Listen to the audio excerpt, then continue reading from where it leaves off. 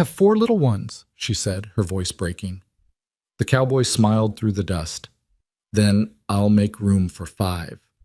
When a desperate widow faced losing everything in the unforgiving Montana Territory of 1875, she never expected salvation to come in worn leather boots and a quiet smile. This is the story of Clara Boone, a woman who'd buried loved ones and swore never to risk her heart again, and Wyatt Coulter, a drifter who discovered that home isn't a place you find, it's a family you choose. Stay with us until the end, and comment what city you're watching from so we can see how far this story travels. The first gunshot cracked through Dry Creek's main street at 4:30 on a Tuesday afternoon, and Clara Boone's hands froze mid-motion over the washboard. The second shot followed close behind, and she was already moving, abandoning the suds and shirts, hiking her worn calico skirt above her ankles, running toward home with her heart hammering against her ribs like a trapped bird. 3 years. 3 years since she'd become a widow at 23, and still the sound of gunfire turned her blood to ice water. 3 years of raising 4 children alone in a territory where mercy was scarcer than gold, and a woman without a man was viewed as either prey or charity. 3 years of calloused hands, sleepless nights, and a kind of loneliness that settled into your bones like winter cold. The afternoon sun hung low and brutal over the Montana Territory, painting everything in shades of copper and dust. Clara's boots kicked up small clouds as she ran, the medicine basket clutched tight against her chest. Inside, wrapped carefully in brown paper, was the feverfew and willow bark she'd traded half a week's washing for. Little Ellie needed it, had needed it for 2 days now, while the fever climbed and Clara's prayers grew more desperate. The shooting had nothing to do with her, she told herself. Just cowboys drinking away their pay or miners settling scores. It always was. Dry Creek in 1875 was the kind of town where violence bloomed as regular as sagebrush, where the marshal looked the other way if you crossed the right palms with silver, where women like Clara learned to keep their heads down and their doors locked. She burst through the crooked door of her cabin, hardly more than a shack really, with its patched roof and stone chimney that smoked more than it drew, and found the scene exactly as she'd left it. Tom, her eldest at 8 years old, sat vigilant beside the hearth, where little Ellie lay wrapped in every blanket they owned. The twins, Abby and Ben, 6 years old and mirror images of each other, huddled together near the far wall, their eyes wide and frightened. "Mama!" Abby rushed forward, and Clara caught her daughter with one arm, pulling her close. "I heard shots," Tom said, his young voice trying for steady and almost making it. He had his father's dark hair, his father's serious eyes. Too serious for a boy who should have been fishing in the creek and stealing pie from windowsills. "I know, sweetheart. It's all right. Just stay inside." Clara moved to the hearth, kneeling beside Ellie's small form. At 4 years old, her youngest was tiny for her age, a delicate thing with wispy blonde hair and her mother's green eyes, currently glassy with fever. Clara pressed her palm to Ellie's forehead and felt the heat radiating from her daughter's skin like a banked fire. "I got the medicine," Clara whispered, more to herself than anyone else. Her hands shook slightly as she unwrapped the brown paper, measuring out the herbs with the kind of careful precision that comes from knowing you can't afford mistakes. She'd learned frontier medicine the hard way, through necessity and loss, through watching her husband James waste away while the nearest real doctor was 3 days' ride in good weather. She prepared the tea in the battered tin pot, her movements automatic while her mind raced through calculations. The washing she'd left behind needed finishing, Mrs. Henderson's linens, the bartender's shirts, that gambler's fancy vest. Tomorrow she had the hotel's sheets to collect, and there was mending to be done for the pastor's wife. If she worked through the night again, maybe she could keep them fed through the week. Maybe. "Mama, I'm hungry." Ben's small voice cut through her thoughts. Clara's chest tightened. She'd given them the last of the beans at midday, scraping the pot to fill their bowls while she took nothing for herself. The cornmeal was running low, and the salt pork was gone entirely. Tomorrow was Sunday. No washing on the Sabbath, which meant no income. The mercantile owner, Mr. Sutton, had extended her credit about as far as his generosity stretched, and his generosity had limits as firm as his prices were high. "There's a bit of bread," she said, forcing brightness into her voice. "And I'll make something good tomorrow. Tom, honey, could you get your brother and sister that bread? And maybe tell them the story about the clever rabbit?" Tom nodded solemnly, accepting the responsibility. At 8 years old, he'd become her lieutenant, her helper, the little man of the house. It broke her heart even as it filled her with fierce pride. Clara coaxed the feverfew tea into Ellie's mouth, one careful sip at a time, whispering encouragements. "That's my brave girl. Just a little more. It's going to make you feel better, I promise." Ellie's eyes fluttered open, unfocused. "Papa?" she whispered, and Clara's throat closed up entirely. "No, baby, it's Mama. Papa's gone, remember? But I'm here. I'm right here." She'd been barely walking when James died. Sometimes Clara wondered if Ellie really remembered her father, or if she'd just constructed memories from the stories Clara told. Tales of a gentle man who'd loved his family, who'd worked himself nearly to death carving a farm from stubborn soil, who'd caught a fever one autumn and never recovered. Clara had smoothed those stories' edges over time, omitting the parts about his last painful days, about the way he'd apologized for leaving them, about how his hands had clutched hers while he begged her to be strong. She'd been strong.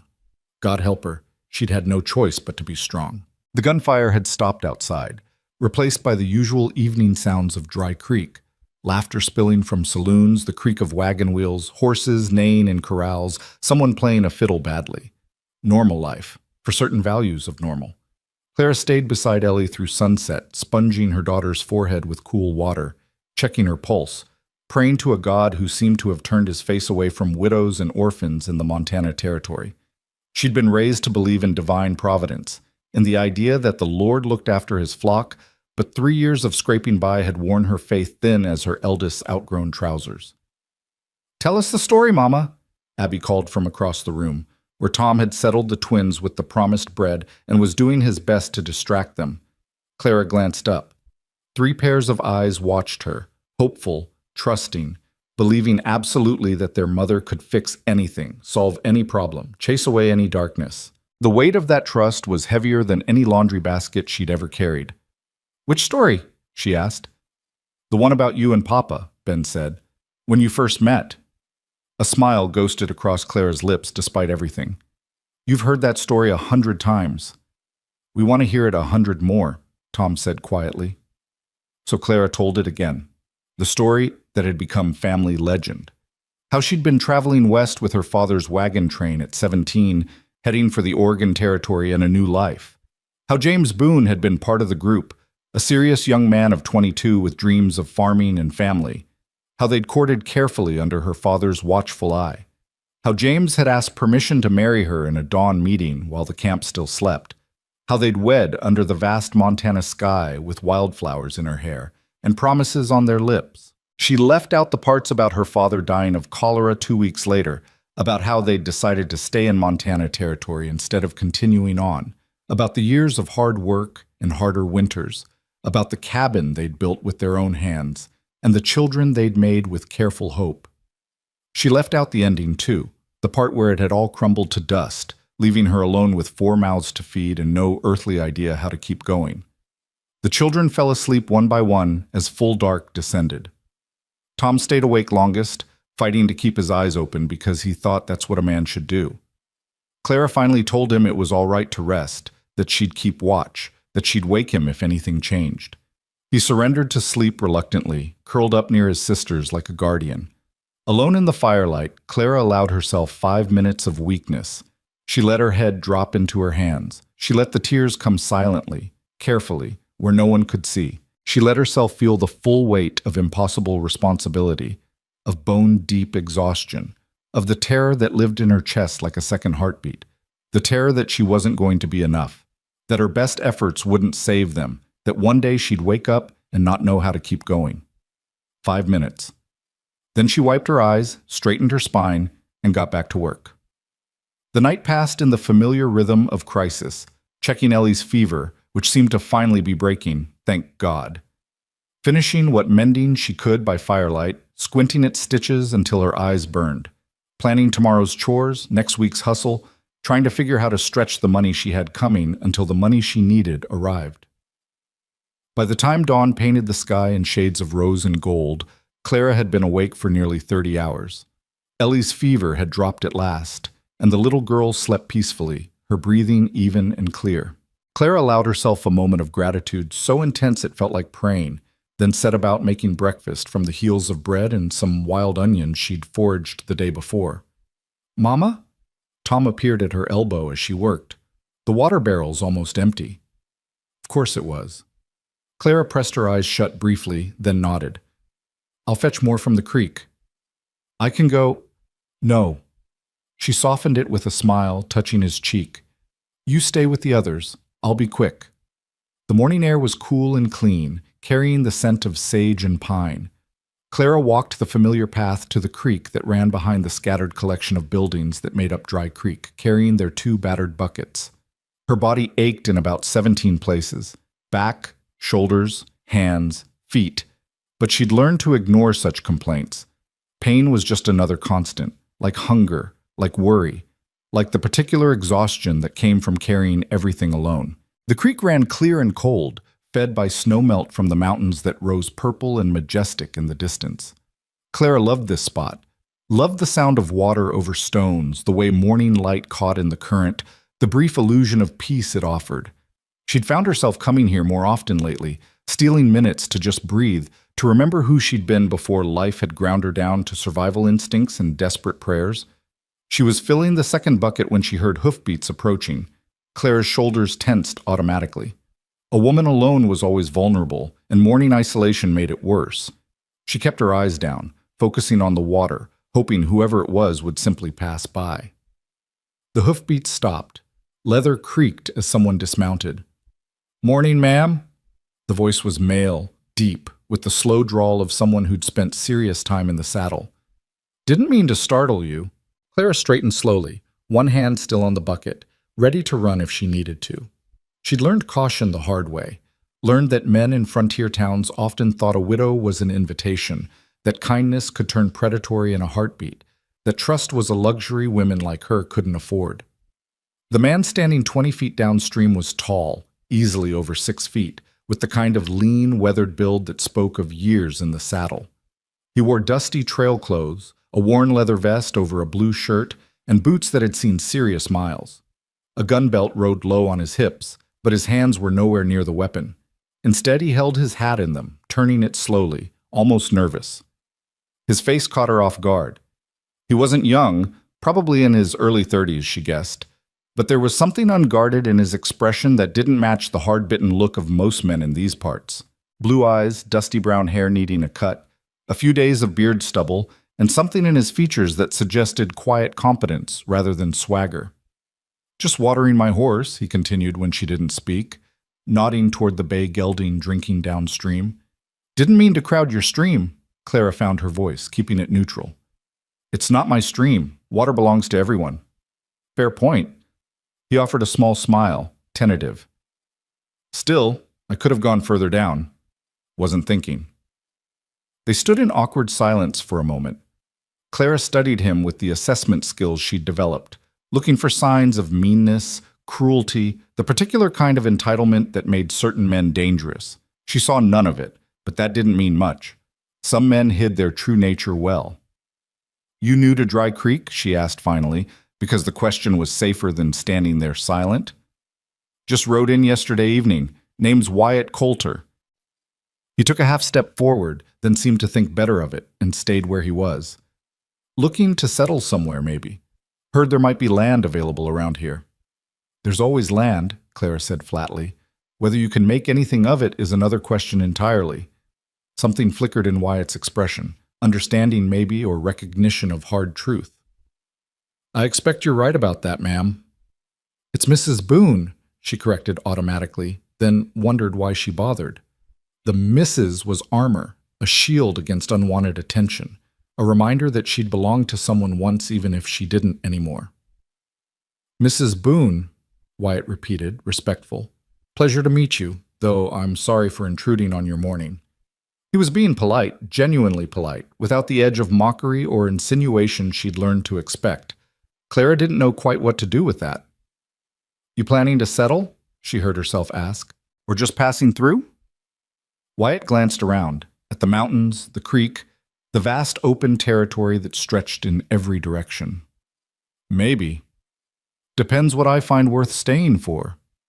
There was something in the way he said it, something wistful that caught Clara off guard. She recognized it somehow, that searching for home, that hope that maybe the next place would be the one where you finally got to stop running, stop surviving, and actually live. She shook the thought away.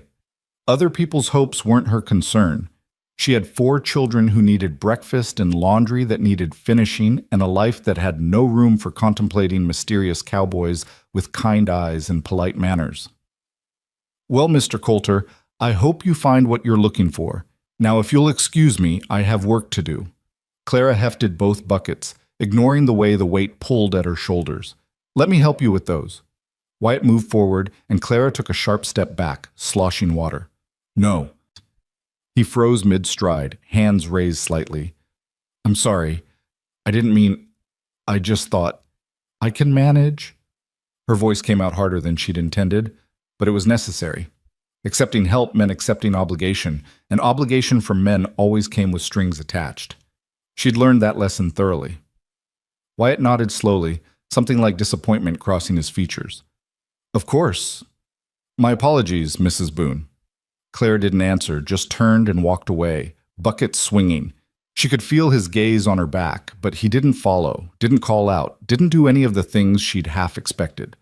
When she glanced back from the edge of the tree line, he was crouched beside the creek, refilling his canteen, his horse cropping grass nearby. Just a passing cowboy, she told herself. Probably be gone by next week. The thought should have been comforting. Instead, it left her with an odd hollowness she didn't want to examine.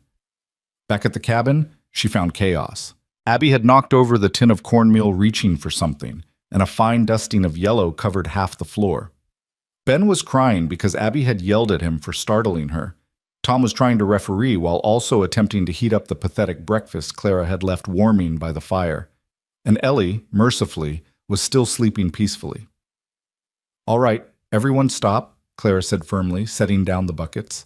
Abby, crying doesn't help anyone. Ben, it was an accident. Tom, thank you for trying, but let me handle breakfast. She salvaged what she could of the cornmeal, enough for one more meager pan of cornbread if she stretched it with extra water. The rest she swept up carefully, trying not to think about the waste, about how that represented a meal or two they'd now lost. They ate breakfast in relative silence, the children still subdued from the morning's drama.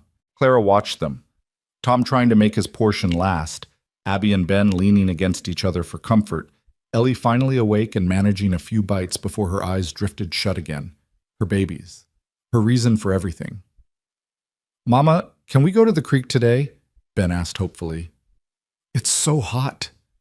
Clara's first instinct was to say no. The creek meant running into people, meant exposure, meant risks. But she looked at their hopeful faces and remembered they were still children, that they deserved some joy even in the midst of hardship. Maybe this afternoon, she said slowly, if your chores are done and Ellie's still feeling better. The twins lit up like lanterns. Even Tom smiled slightly, that rare expression that reminded Clara he was still just a boy, not the little man she'd been forcing him to become. But first there was work. Always work.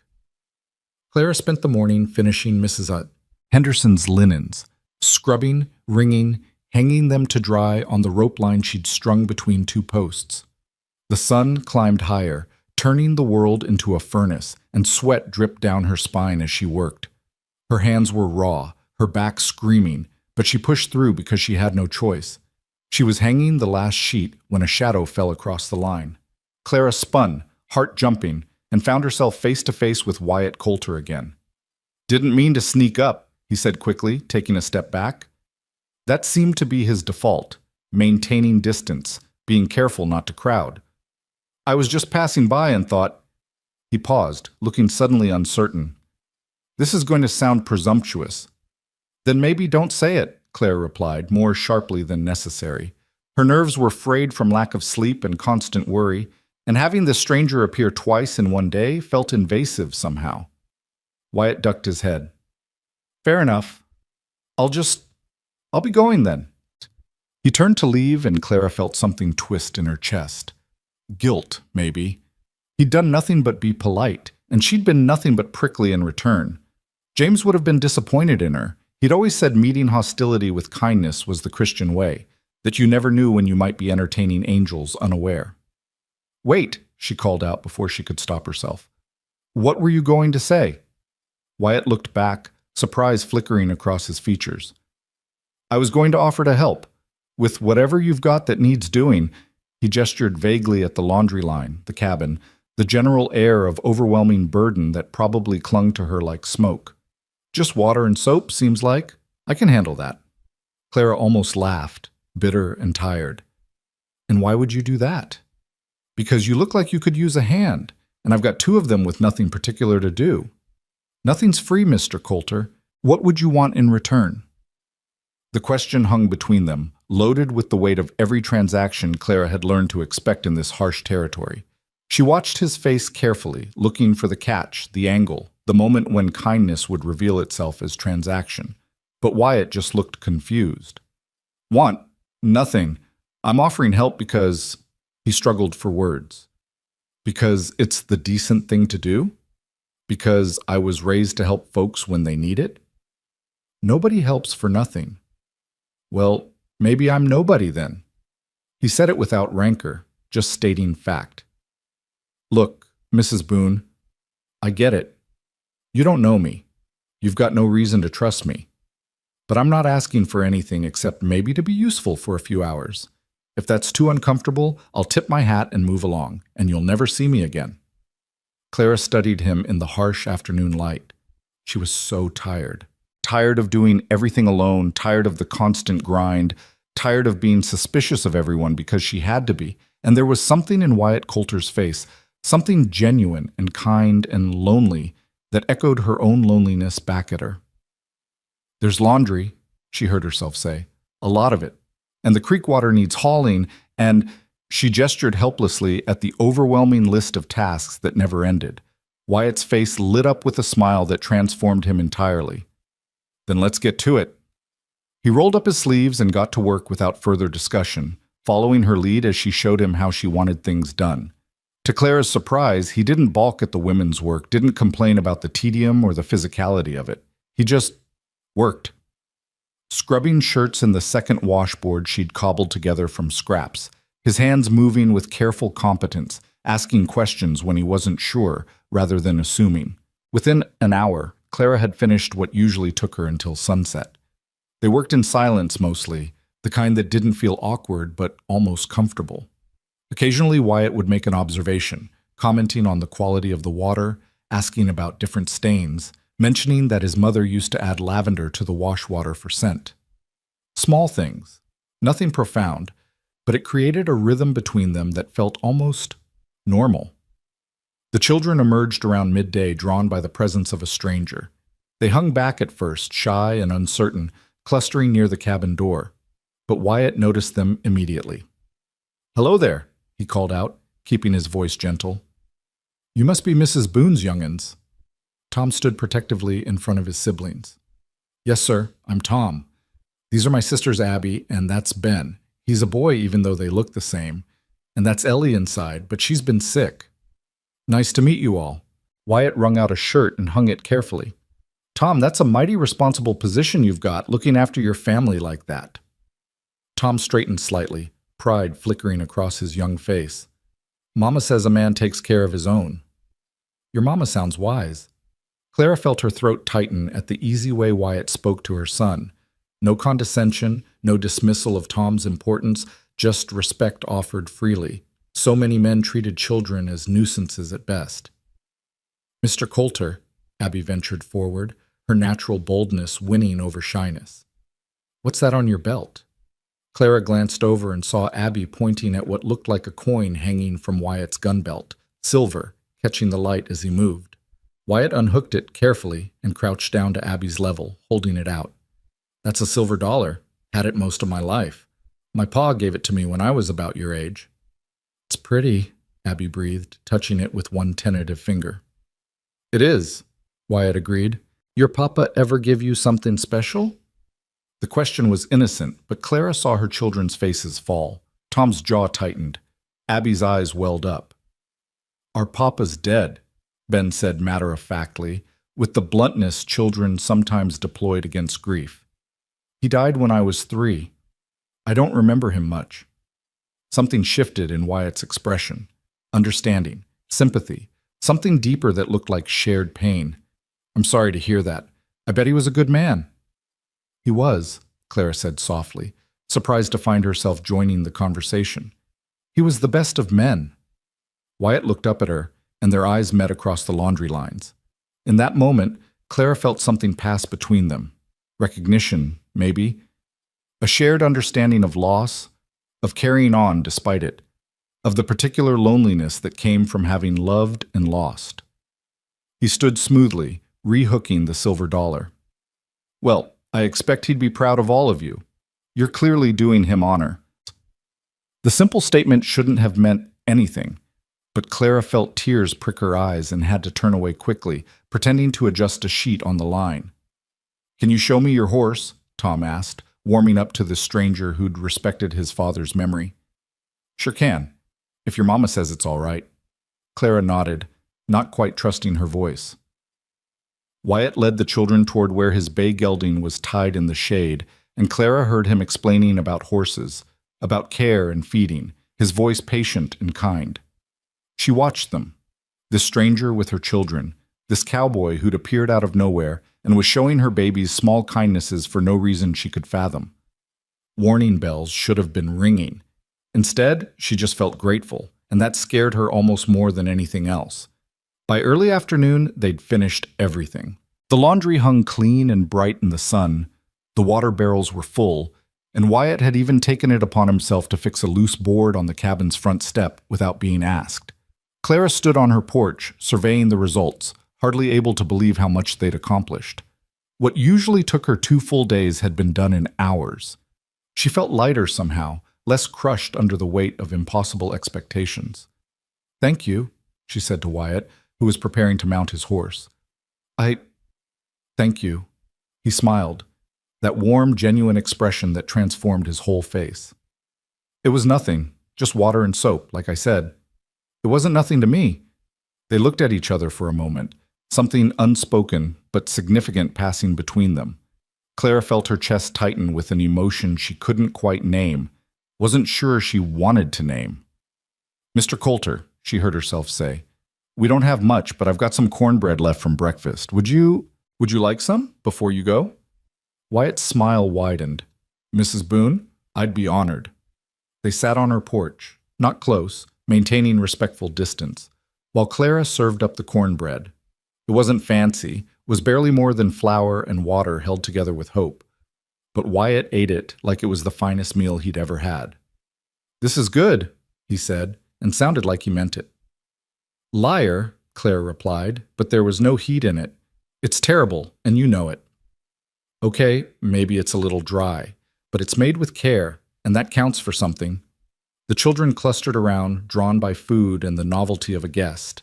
Ellie, finally awake and feeling better, peered out from behind Tom with wide, curious eyes.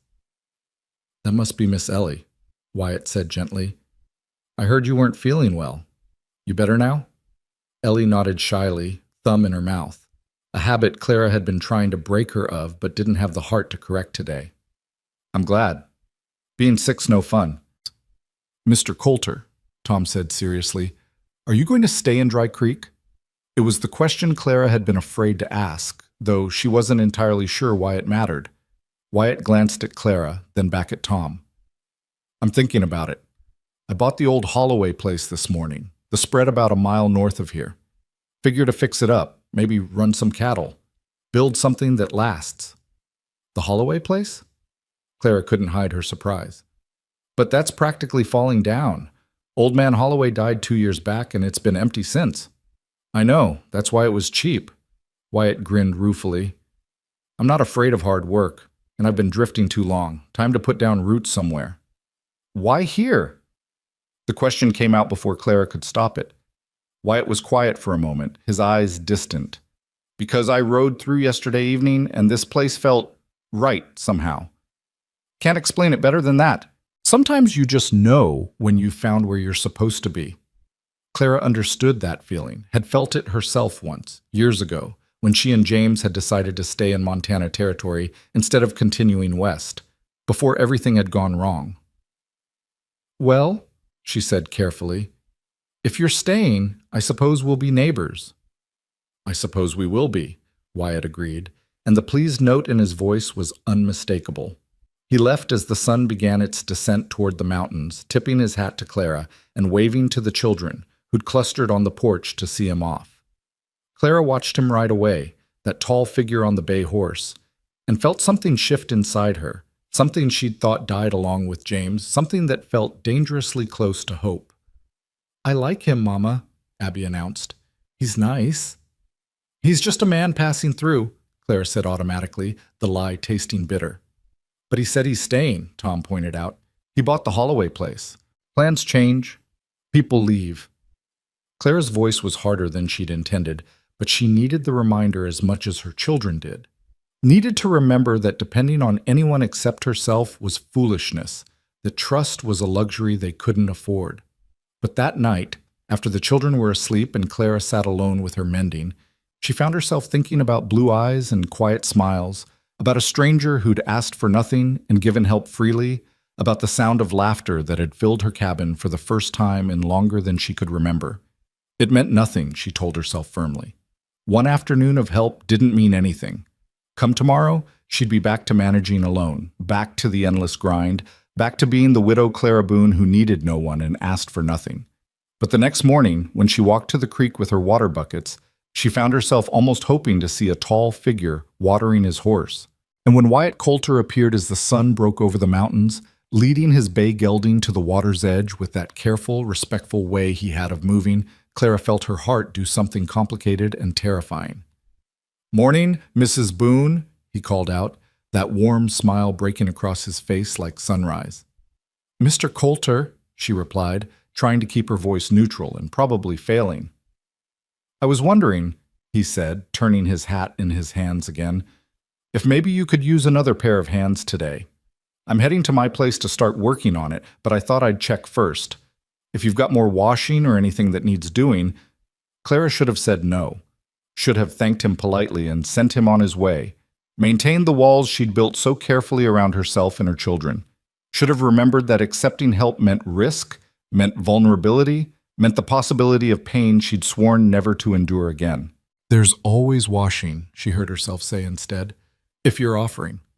Wyatt's smile could have lit the whole territory. "I'm offering." And as they walked back toward her cabin together, the morning sun warm on their faces and the sound of the creek bubbling behind them, Clara allowed herself to wonder, just for a moment, if maybe, possibly, she'd been wrong about hope. Maybe it wasn't dead after all. Maybe it had just been waiting for a cowboy with dusty boots and kind eyes to remind her what it felt like. Maybe, just maybe, the story wasn't over yet. The days that followed developed a rhythm that Clara hadn't experienced since before James died. A pattern of shared labor that made the impossible feel merely difficult, that transformed solitary struggle into something that almost resembled partnership. Wyatt showed up every morning just after dawn, appearing at the creek or the cabin with that same careful courtesy, always asking if she needed help, always accepting whatever answer she gave without complaint or judgment. Most mornings, Clara said yes. She told herself it was practical, that refusing assistance just to maintain pride was foolish when she had 4 children depending on her. She told herself it meant nothing beyond convenience. She was lying, and somewhere deep down, she knew it. On the 3rd morning, Wyatt arrived with a burlap sack slung over his shoulder. "Brought some supplies from the mercantile," he said, setting it on her porch with studied casualness. "Picked up too much by accident, and it'll just go to waste at my place." Clara opened the sack and found flour, salt pork, dried beans, sugar, coffee, and a small jar of honey. Her throat tightened. This wasn't accidental surplus. This was a week's worth of groceries. Maybe more. This was charity wrapped in fiction, kindness disguised as mistake. "Mr. Coulter." "Wyatt," he interrupted gently. "If we're going to be neighbors, seems like we should use first names. And before you refuse, just consider that it really would go to waste. I'm one man, and I bought for... well, I wasn't thinking clearly in the store. Old habits." The way he said it, that catch in his voice on old habits, made Clara look at him more closely. She saw the shadow cross his face, the tightness around his eyes that spoke of remembered loss. She'd worn that expression herself often enough to recognize it in someone else. "Old habits from what?" she asked quietly. Wyatt was silent for a long moment, his gaze distant. When he spoke, his voice was rough. "I was married once, 5 years back. Sarah was her name.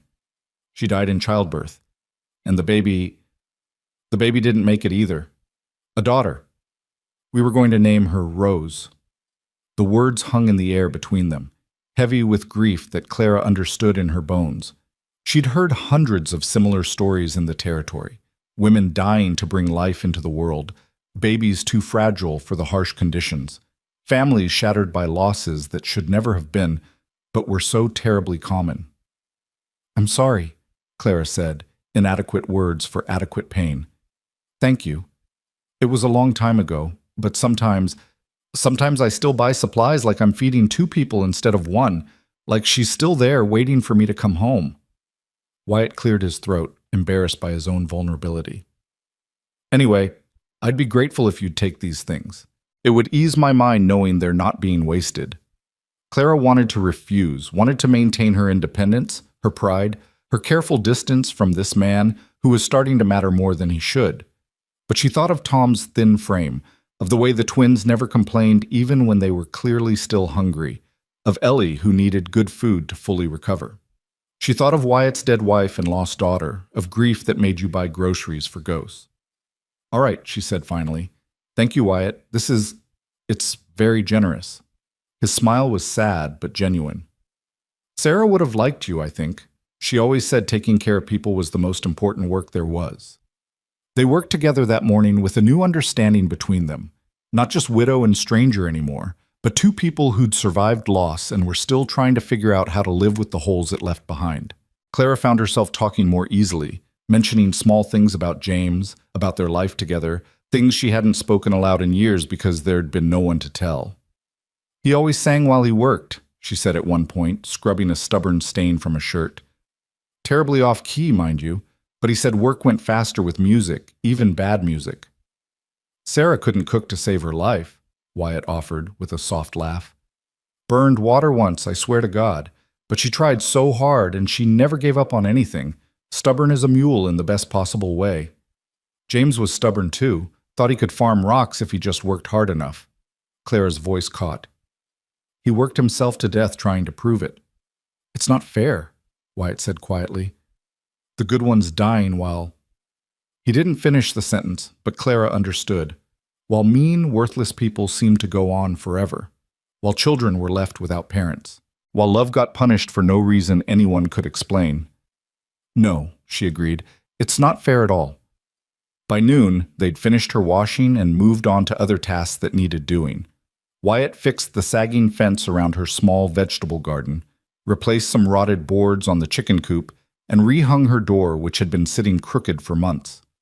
He worked with quiet competence, refusing payment beyond the cornbread and weak coffee Clara insisted he take at midday.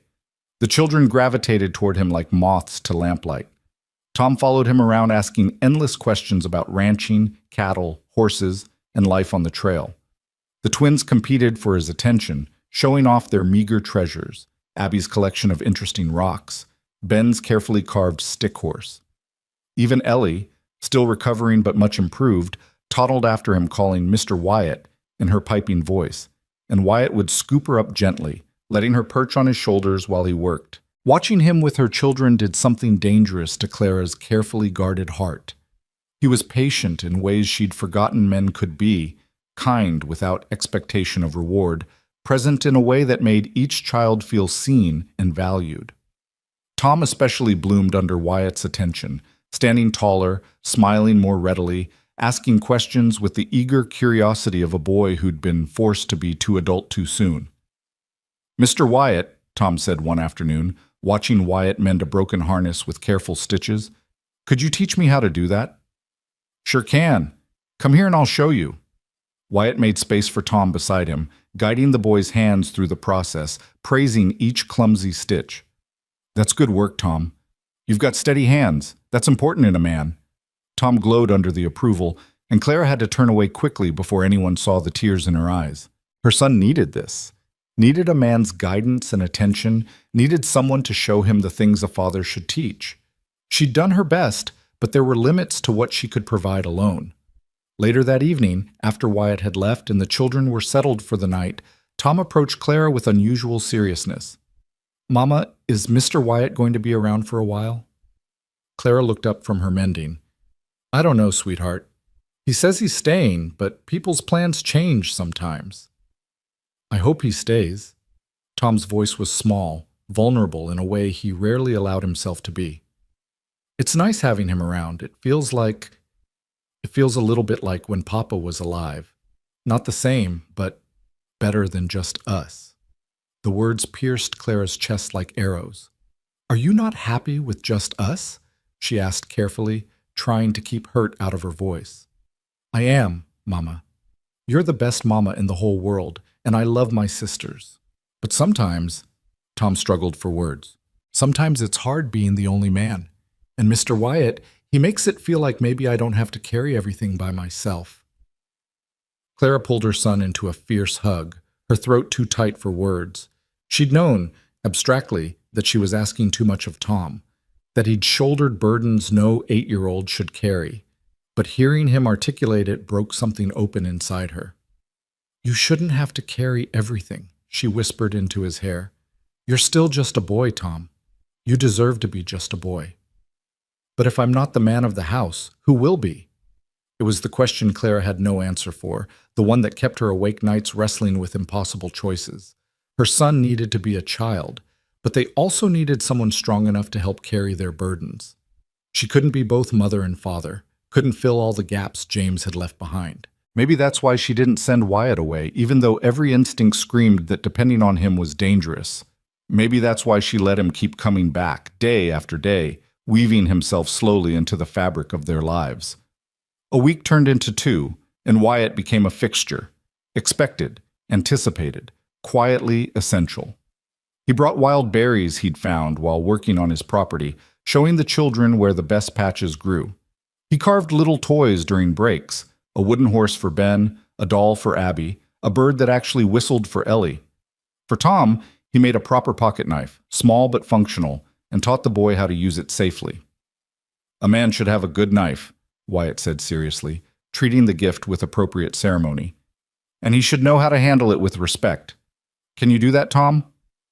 "Yes, sir," Tom breathed, cradling the knife like precious treasure. Clara watched the exchange with mixed feelings. Part of her was grateful. This was exactly what Tom needed. Part of her was terrified because Tom was getting attached. They were all getting attached. And what would happen when Wyatt left? Because he would leave, eventually. Everyone did. But Wyatt kept not leaving. He showed up the next morning and the next and the next, bringing his quiet presence and steady hands, asking nothing except to be useful. He worked on his own property too. Clara could see the Holloway place transforming slowly from derelict wreck to something approaching habitable. New fence posts went up, the roof got patched. The barn that had been leaning dangerously got straightened and reinforced. "You're making real progress over there," Clara commented one afternoon, watching Wyatt wash up after a day of labor. "Getting there," he agreed. "Still a long way from finished, but it's starting to feel like it might actually be a home someday." "Is that what you're looking for? A home?" Wyatt was quiet for a moment, his expression thoughtful. "I've been drifting since Sarah died. Worked ranches all over, Colorado, Wyoming, even down Texas way for a while. Good places, good people, but nothing ever felt right. Nowhere felt like somewhere I wanted to stay. Until here." "What makes here different?" Clara asked, though she wasn't entirely sure she wanted to know the answer. Wyatt looked at her directly, his blue eyes serious. "Honestly, I'm not completely sure. Something about this place, these people, you and your children. It feels like maybe I could stop running, like maybe there's a reason to put down roots." The words hung between them, weighted with meaning Clara wasn't ready to examine. She deflected quickly. "The children have certainly taken to you." "The feeling's mutual." Wyatt's expression softened. "They're good kids, Clara. You've raised them well, all by yourself. That's remarkable." It was the first time he'd used her first name, and the intimacy of it sent a small shock through her system. She should correct him, reestablish boundaries, But the word had sounded right in his voice, warm and respectful and somehow tender. "I had no choice but to raise them well," she said instead. "They're all I have." "You're stronger than you think," Wyatt said quietly. "I see it. The way you carry everything, the way you keep going no matter what. That takes a kind of courage most people never have to find." Clara felt her eyes sting with unexpected tears. No one had called her strong before. Stubborn, maybe, difficult, too independent for her own good. But strong? That felt like a gift she hadn't known she needed. "Thank you," she managed. They stood there in the fading light, something shifting between them, some barrier crumbling, some connection deepening. Clara felt it and was terrified by it and couldn't seem to make herself step back from the edge she was approaching. The first storm came in late July, rolling down from the mountains with summer fury. Clara saw the clouds building all afternoon, great towering things dark as bruises, pregnant with rain and lightning. She rushed to get laundry down from the lines, racing against the wind that was already pulling at the sheets with greedy fingers.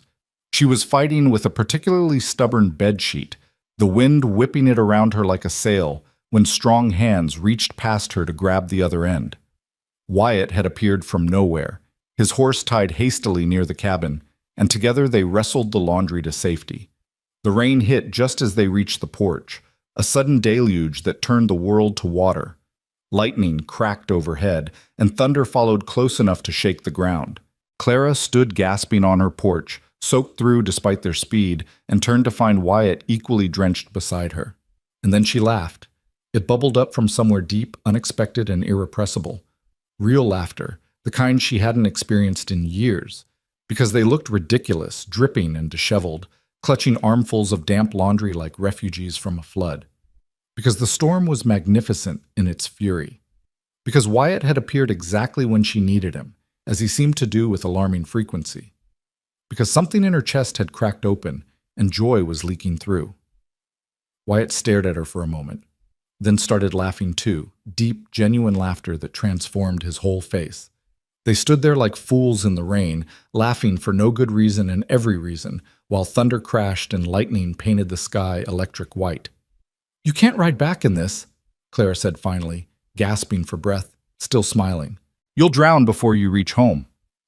"I suppose I'll have to wait it out then," Wyatt agreed, wringing water from his hat. They went inside where the children clustered around with wide eyes. "Mama, you're all wet," Ellie exclaimed with the obvious observation children specialized in. "The storm caught us," Clara explained, toweling her hair. "Mr. Wyatt's going to stay until it passes." She set Wyatt up by the fire with a blanket and some coffee, trying to ignore how domestic the scene felt, how right it seemed to have him there, dripping on her floor, making her children giggle with exaggerated complaints about the weather. The storm raged for hours, showing no signs of stopping. Rain hammered the roof, wind howled around the cabin's corners, and lightning illuminated the windows in brilliant flashes. It would have been frightening, except Wyatt kept the children entertained with stories, tales of his years on the trail, sanitized versions of his adventures that made cowboy life sound romantic and exciting rather than hard and dangerous. "Tell us about the time you fought the bear," Ben demanded, having heard this story twice already and wanting it again. "Well, I didn't exactly fight it," Wyatt clarified. "More like we surprised each other and both decided we'd rather be somewhere else. But that bear, he was huge, stood at least this tall." He gestured dramatically, and the children gasped appropriately.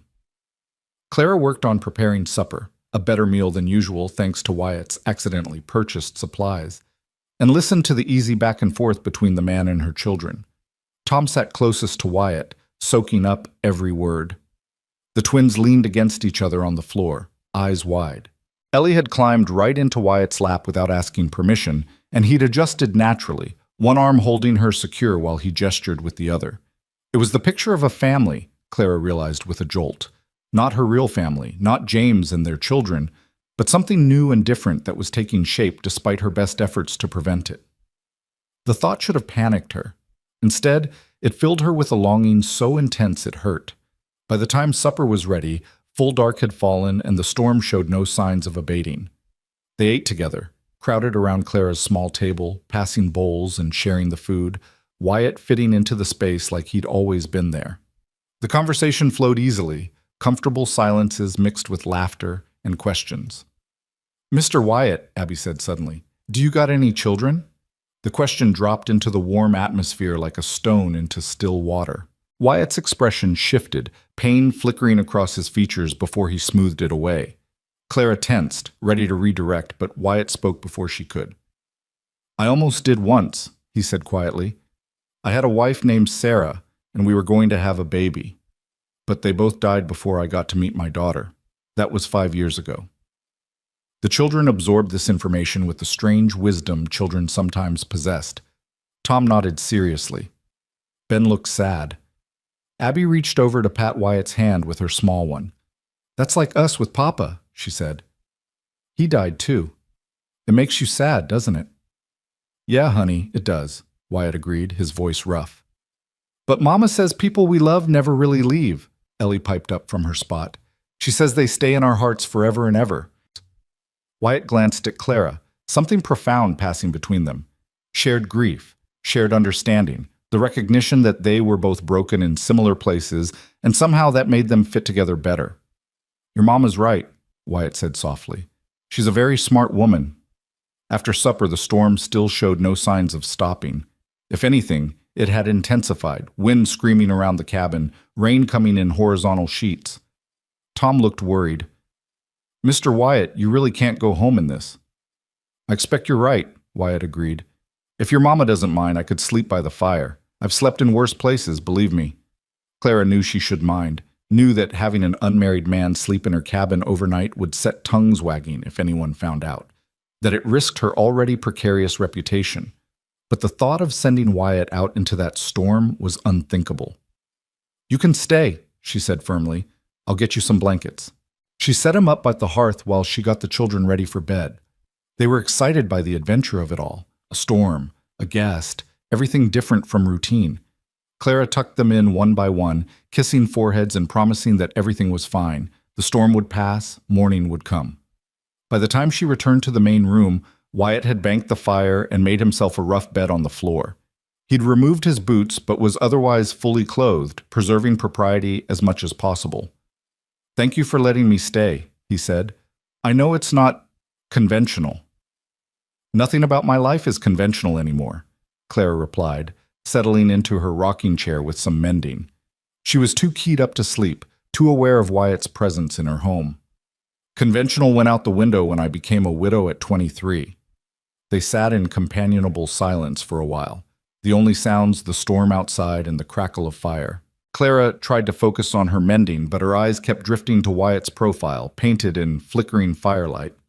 "Can I ask you something?" Wyatt said eventually. "You can ask.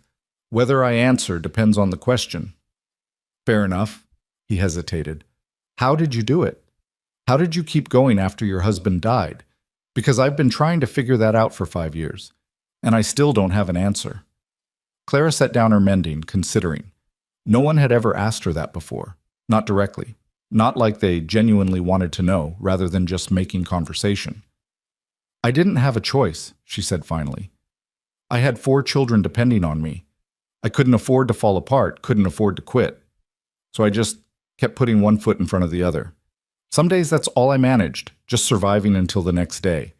But you do it enough times, and eventually you realize you've survived a week, a month, a year. And somewhere in there you find reasons to keep going beyond just obligation." "What reasons?" Wyatt's voice was quiet, hungry for answers she wasn't sure she had. "Small things, mostly. The first time Ellie laughed after James died. The day Tom caught his first fish. Watching Abby and Ben play together, so lost in their own world they forgot to be sad for a while. Sunrises, the taste of coffee, the feel of clean sheets, little moments of grace that reminded me life wasn't just suffering." Clara paused. "And honestly, spite. I was so angry at the world for taking him, I was determined to survive just to prove I could." Wyatt laughed softly. "Spite, I like that. It's not very Christian of me, I know. Maybe God understands spite better than we think. Maybe he respects the stubborn ones who refuse to quit." They fell silent again, but it was a comfortable quiet now. the kind that existed between people who understood each other. Outside, the storm began to diminish slowly, the violence fading to steady rain. "Clara," Wyatt said, and there was something in his voice that made her look up sharply. "I need you to know something. I'm not here because I pity you or because I think you need saving. I'm here because—" He struggled for words. "Because being around you and your children makes me feel alive again for the first time in 5 years. Because you're the strongest, most remarkable person I've ever met. Because when I ride away at the end of the day, I'm already looking forward to coming back the next morning." Clara's heart hammered against her ribs. She should deflect, should make a joke, should retreat behind the walls that had kept her safe. Instead, she found herself speaking truth. "I look forward to you coming back too," she admitted quietly. "More than I should, more than is probably wise." "Why isn't it wise?" "Because people leave, Wyatt. Because depending on someone means giving them the power to hurt you. Because I've already lost one man I loved, and I don't think I could survive losing another." The confession hung between them, raw and honest, more than she'd meant to reveal. Wyatt sat up slowly, the blanket falling away from his shoulders. "I'm not planning to leave," he said intently. "I'm not James, God rest him, and I'm not going to make promises about forever because neither of us knows what tomorrow brings. But I'm here, Clara. I want to be here, and I'm not going anywhere unless you tell me to go." Tears burned Clara's eyes. She wanted to believe him so desperately it terrified her. Wanted to let herself hope that maybe she didn't have to do this alone anymore, that maybe there was room in her broken heart for something new. "I don't want you to go," she whispered. "Then I won't." The storm broke shortly before dawn, the rain fading to drizzle and then stopping entirely. Clara had dozed in her chair, waking to find weak sunlight filtering through the windows and Wyatt already up, feeding the fire quietly so as not to disturb the still sleeping children. "Morning," he said softly when he noticed her stirring. "Morning." Clara's voice was rough with sleep and emotion. Last night's conversation sat between them, acknowledged but not yet fully processed. Wyatt made coffee, had apparently figured out where she kept things through observation, and brought her a cup. Their fingers brushed during the exchange, and neither pulled away immediately. The touch sent electricity up Clara's arm, made her breath catch. "Wyatt." "Clara." They spoke simultaneously, then stopped. Wyatt smiled. "You first," he said. Clara gathered her courage. "Last night, the things we said, I meant them. But I'm scared, Wyatt.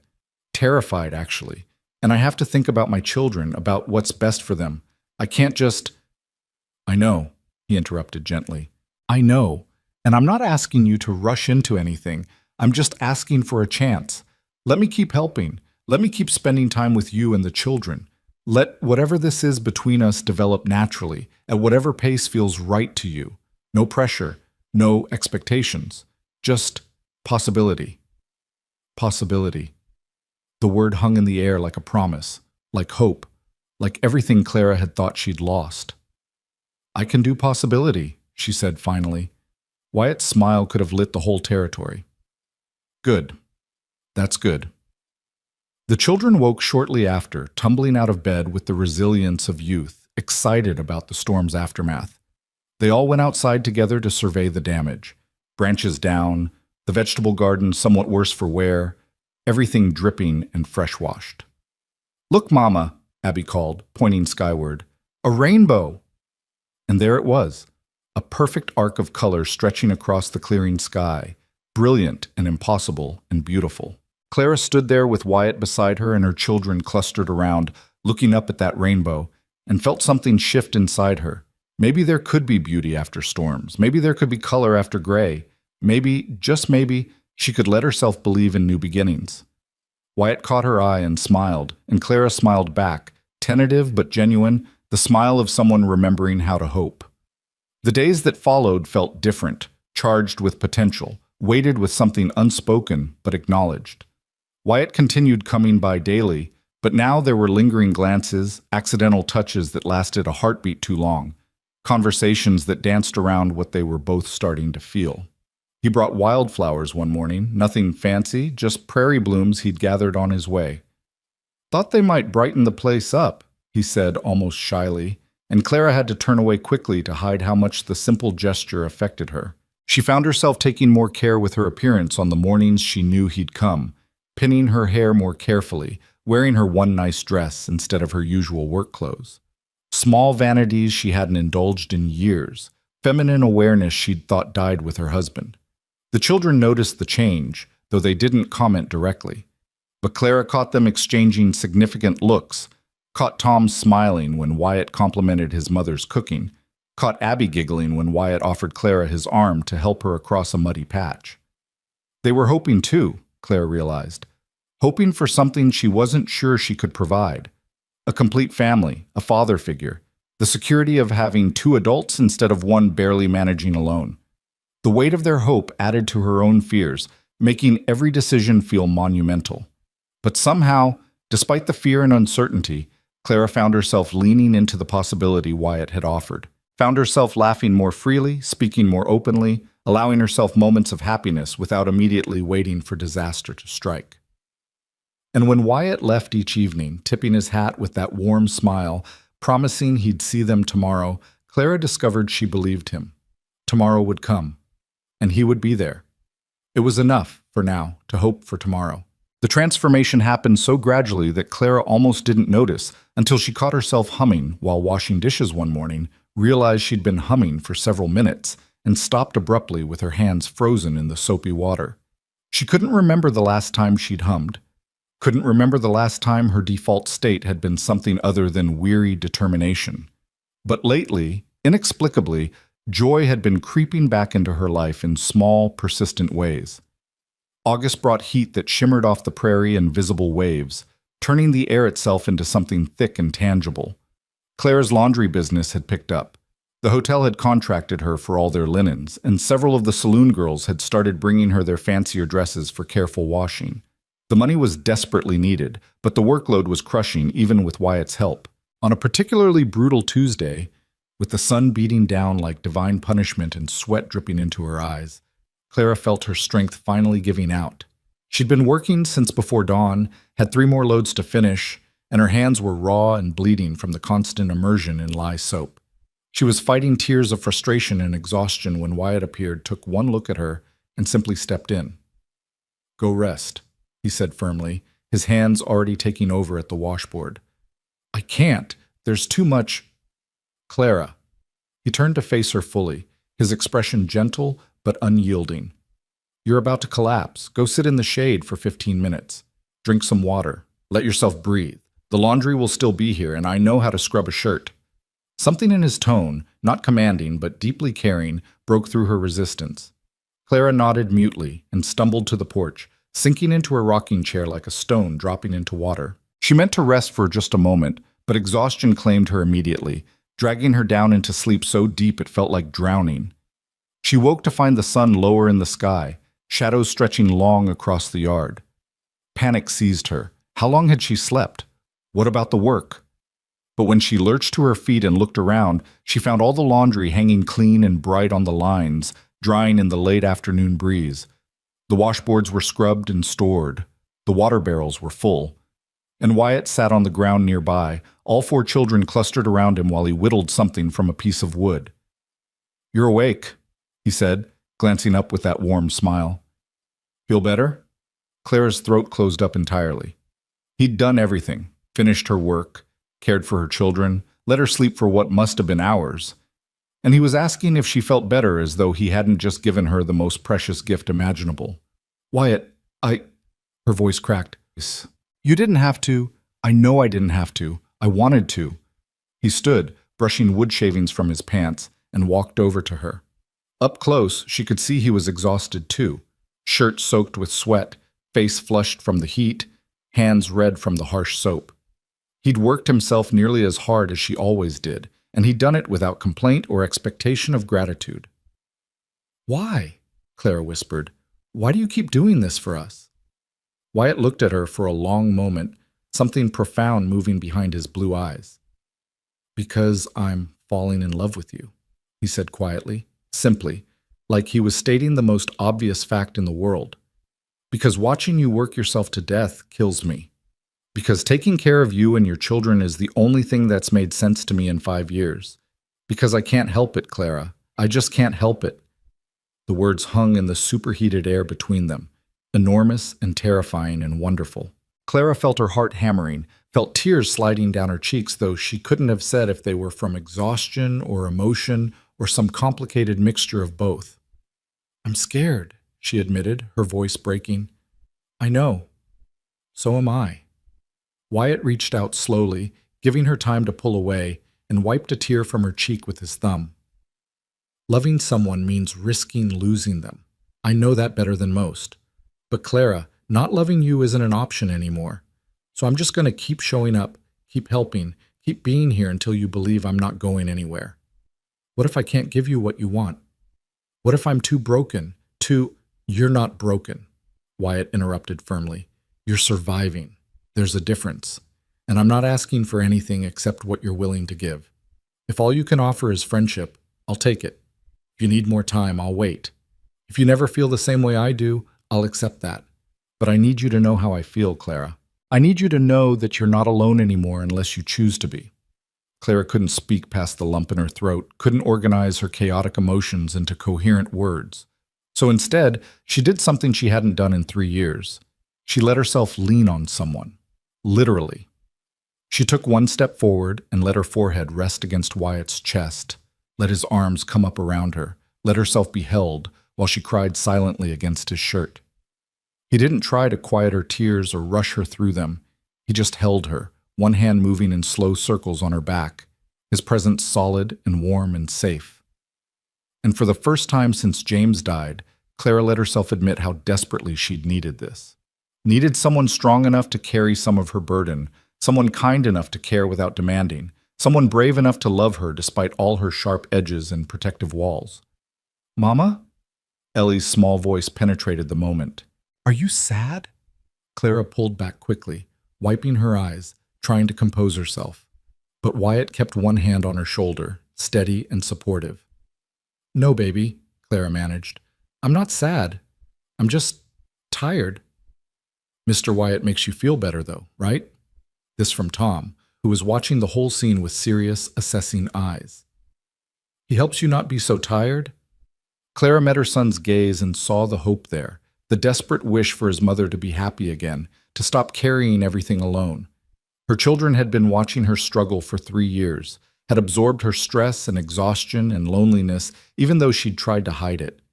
They wanted this for her, she realized, wanted her to let Wyatt in, to let herself be cared for. "Yes," she said softly. "Mr. Wyatt helps a lot." Tom's face broke into a relieved smile, and something in Clara's chest cracked open a little wider. That evening, after Wyatt had reluctantly left for his own place and the children were in bed, Clara sat on her porch and let herself think about what Wyatt had said. He was falling in love with her. The words should have sent her running, should have triggered all her defenses, but instead they settled into her heart like they'd been waiting there all along. Was she falling in love with him? The question felt almost irrelevant because the answer was so obviously yes.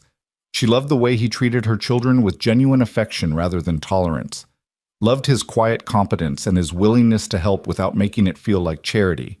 Loved how he listened when she talked, how he remembered small details, how he'd started leaving little things for her to find, wildflowers in her water bucket, a smooth stone he thought she'd like, a bird's nest he'd found that was too perfect not to share. She loved his hands, scarred and capable, gentle when they needed to be. Loved his rare full smiles that transformed his entire face. Loved the way he sang softly while he worked, off-key and unselfconscious. Loved that he'd trusted her enough to share his own grief, to show her his wounds instead of pretending he had none. But love meant vulnerability, and vulnerability meant risk. What if he left? What if he died? What if she let herself depend on him and then had to learn to survive alone all over again? The thought was unbearable, which was precisely why she'd been fighting this for weeks. Except Wyatt was right about one thing. Not loving him wasn't an option anymore. The feelings were already there, had probably been growing since that first morning at the creek. The only choice she had was whether to acknowledge them or keep pretending she felt nothing. Clara made her decision sitting there in the dark, made it quietly and with full knowledge of the risks. She would let herself love Wyatt Coulter. She would let him love her back. She would give this fragile, terrifying, beautiful thing between them, a chance to grow into something real. And if it ended in heartbreak, well, at least she would have lived first. At least she would have chosen hope over fear. James would have wanted that for her, she thought, would have wanted her to find happiness again, to let someone worthy care for her and their children. The next morning dawned clear and hot, promising another scorcher. Clara dressed with unusual care, putting on her blue calico dress, the one James had always liked because it matched her eyes. She pinned her hair up carefully, even dabbed a little lavender water at her wrists from the precious small bottle she'd been hoarding for 3 years. When Wyatt arrived just after sunrise, leading his horse and carrying his usual ready smile, Clara was waiting on the porch. He stopped short when he saw her, his expression shifting to something wondering. "You look beautiful," he said, the words simple and sincere. "Thank you." Clara took a breath, gathering courage. "Wyatt, I've been thinking about what you said yesterday." His face went carefully neutral, bracing for rejection. And I think I need to be honest with you too, about how I feel." Clara twisted her hands together nervously. "I'm terrified of getting hurt, of losing someone else I love, of making a mistake that affects my children. But I'm also tired of being afraid. Tired of doing everything alone, tired of pretending I don't feel what I feel." "What do you feel?" Wyatt's voice was barely above a whisper. "I feel like you've become essential, like the day doesn't really start until you arrive. Like my children are happier and I'm happier, and everything's just better when you're here." The words tumbled out faster now, 3 years of loneliness and need finally finding voice. "I feel like maybe I'm falling in love with you too, and it scares me to death, but I don't want to fight it anymore." The smile that broke across Wyatt's face was radiant, transforming him entirely. He crossed the distance between them in 3 long strides, stopping just short of touching her, his hands hovering near her shoulders. "Can I hold you?" he asked, always asking permission, always careful of her boundaries. "Yes," Clara breathed, and then she was in his arms again, but this time it was different. This time there was no pretense of comfort or casual support. This was an embrace between 2 people who'd admitted their feelings, who were choosing each other despite the risks, who were brave enough or foolish enough to hope for more. Wyatt's hand came up to cradle the back of her head, his other arm tight around her waist, and he buried his face in her hair. "Thank you," he whispered. "Thank you for giving me a chance. I promise I'll do everything I can to be worthy of it." "You already are," Clara said, pulling back just enough to see his face. "You've been worthy since the first day you showed up at the creek and offered to help without asking for anything in return." They stood there in the early morning light, holding each other, and Clara felt something settle deep in her chest, something that felt remarkably like peace. The moment shattered when Abby's voice called from inside. "Mama, Ben spilled the milk again." They broke apart laughing, the spell broken but the understanding remaining. Wyatt helped Clara clean up the spilled milk, joked with the children through breakfast, and settled into the day's work with his usual steady competence. But now there was an added dimension to everything, lingering glances that meant something, hands that found excuses to touch, smiles that held promises. The days took on a new quality after that morning, sweeter somehow, brighter. Wyatt still came every day, but now when he arrived, he greeted Clara with a kiss on her cheek, careful and chaste in front of the children, but unmistakably affectionate. Now when they worked side by side, they talked about things beyond just the immediate tasks, about dreams and hopes, about the future, about what they wanted from life. "I'd like to expand my herd," Wyatt said one afternoon while they hung laundry together. "Build the ranch into something substantial, maybe hire some help eventually, run cattle properly. I think this land could support it." "That's ambitious," Clara observed, but she could hear the excitement in his voice, could see him building castles in his mind. "Is it too ambitious? I don't want to sound like I'm—" "No," Clara cut him off firmly. "It's good to have plans, good to want things. I think you could do it too. You're one of the hardest workers I've ever seen." Wyatt's ears went slightly pink at the praise. "I learned from the best," he said, nodding toward her. "You work harder than anyone I've ever met, Clara." "I work hard because I have to." "Maybe, but you also take pride in it. There's a difference between surviving and living well, and you're trying to live well despite everything. That's admirable." Clara felt warmth spread through her chest at his words. It was such a small thing, recognition that she wasn't just surviving but trying to build something good for her children, but it meant everything coming from him. They fell into comfortable silence, the kind that required no filling, just being together while the laundry dried and the children played nearby and the Montana skies stretched vast and blue overhead. But peace never lasted long in the territory. The trouble came on a Friday evening in mid-August, rolling into Dry Creek in the form of 5 rough men on rougher horses. Clara was in town collecting payment from the hotel when they arrived, loud and drunk despite the early hour, looking for entertainment and not particularly caring what form it took. She ducked into the mercantile quickly, hoping to avoid notice, but one of them, a big man with a scar running down his cheek, spotted her through the window. "Well, well," he called out, dismounting with the swagger of someone accustomed to intimidating others. "Ain't you a pretty thing? What say you come have a drink with us?" "No, thank you," Clara said stiffly, moving toward her horse. Her heart hammered against her ribs, old fears rising up. She knew this type, knew how quickly verbal harassment could turn physical, knew that being a woman alone made her vulnerable. "Wasn't really asking, sweetheart." The man stepped into her path, close enough that she could smell the whiskey on his breath. "Don't be unfriendly now." The lady said no. The voice came from behind Clara, and she turned to find Wyatt standing there, his posture deceptively relaxed, but his eyes hard as flint.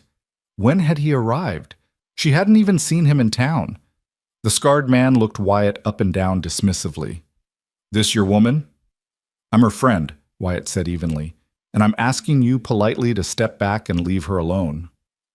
"And if I don't feel like being polite?" The man's hand drifted toward his gun belt, a threat made visible. Wyatt didn't move, but something in his stillness became dangerous. "Then I'll ask less politely." The tension stretched taut between them, and Clara's breath caught in her throat. She'd seen gunfights in Dry Creek before, had seen how fast things could turn deadly. The scarred man seemed to be weighing his options, calculating whether this quiet cowboy was worth the trouble. Finally, he spat in the dust and stepped back. "Ain't worth it. Too many witnesses anyway." He swaggered back to his companions, making crude jokes that carried clearly in the evening air. Clara's hands were shaking so badly she could barely hold her horse's reins. "Are you all right?" Wyatt asked quietly, his hand light on her elbow. "I'm fine. Thank you for... If you hadn't been here, but I was here." His voice was firm. "And I always will be if I can help it. Come on, let's get you home." He rode beside her all the way back to the cabin, his presence both comforting and unsettling. Clara couldn't stop thinking about how quickly things could have gone wrong, how vulnerable she still was despite all her efforts at self-sufficiency. It was a stark reminder that her gender made her a target in ways no amount of competence could fully counter. Back at the cabin, with the children safely occupied inside, Clara found herself shaking from delayed reaction.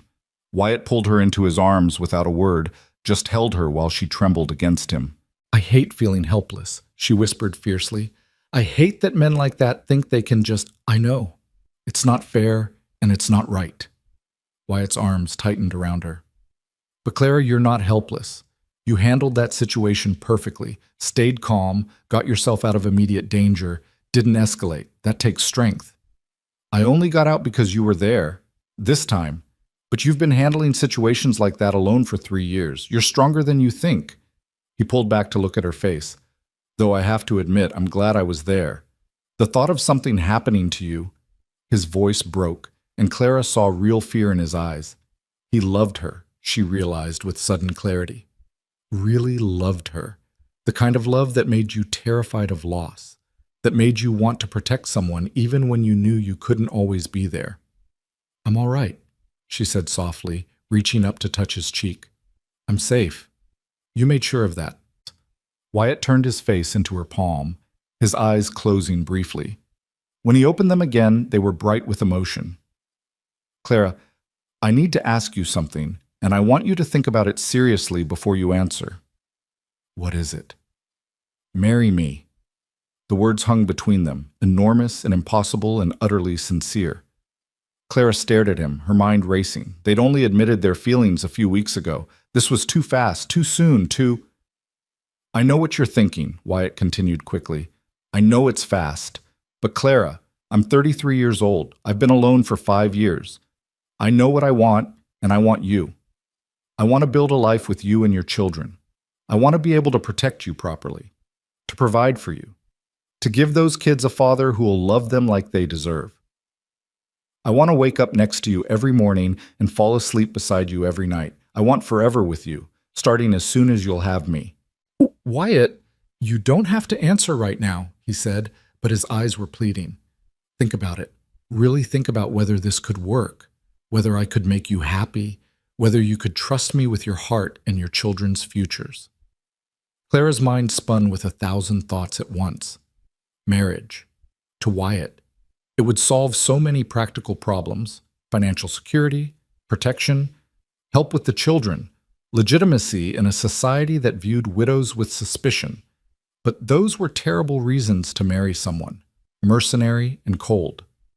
She needed to think about whether she loved him enough, whether the children would accept him as a father, whether she was ready to make that kind of commitment again.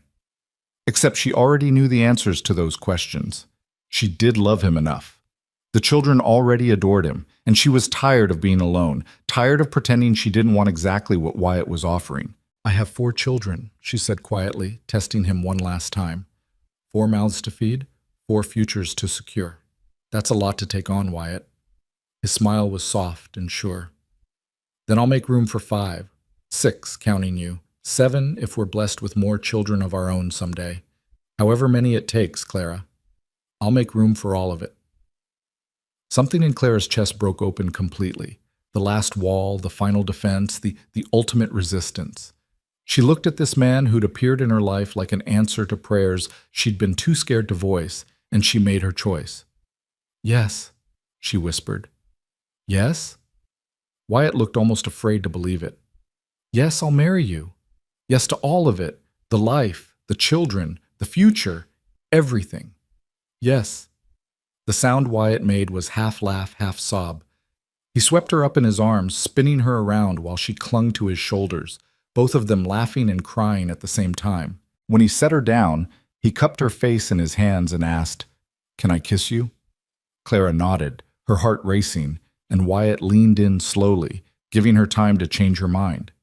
Their lips met softly, tentatively, a first kiss that held 3 years of loneliness and loss and the fragile hope of new beginnings.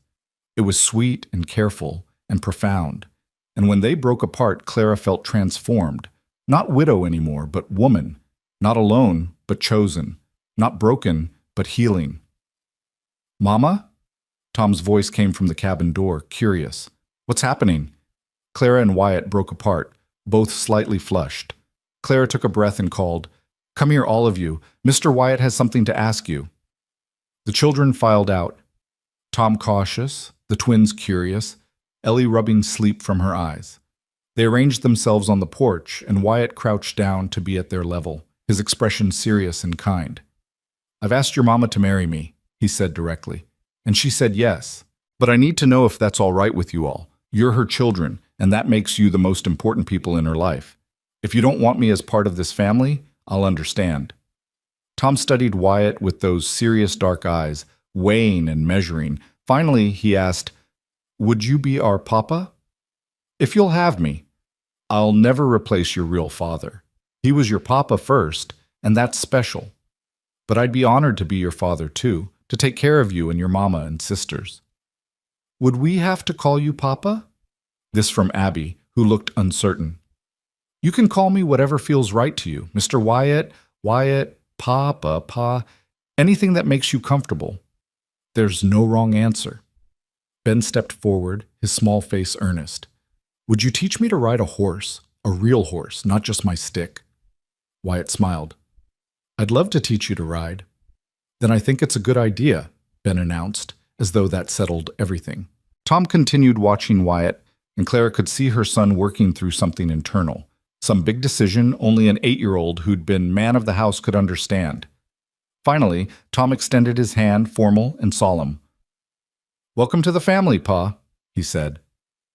Wyatt shook Tom's hand with equal seriousness, but Clara could see the emotion shining in his eyes at hearing that word, Pa. for the first time. Thank you, Tom. That means everything to me. Ellie, not to be left out, toddled over and raised her arms in the universal demand to be picked up. Wyatt obliged immediately, settling her on his hip, and she patted his cheek with one small hand. You're staying forever now? She asked. Forever and ever, Wyatt confirmed, his voice thick. Good. I like you. The simplicity of it, children's acceptance, freely given, made Clara's eyes burn with tears. Her babies were choosing him too, letting him into their small circle, making space for him in their hearts. It was more than she had dared hope for.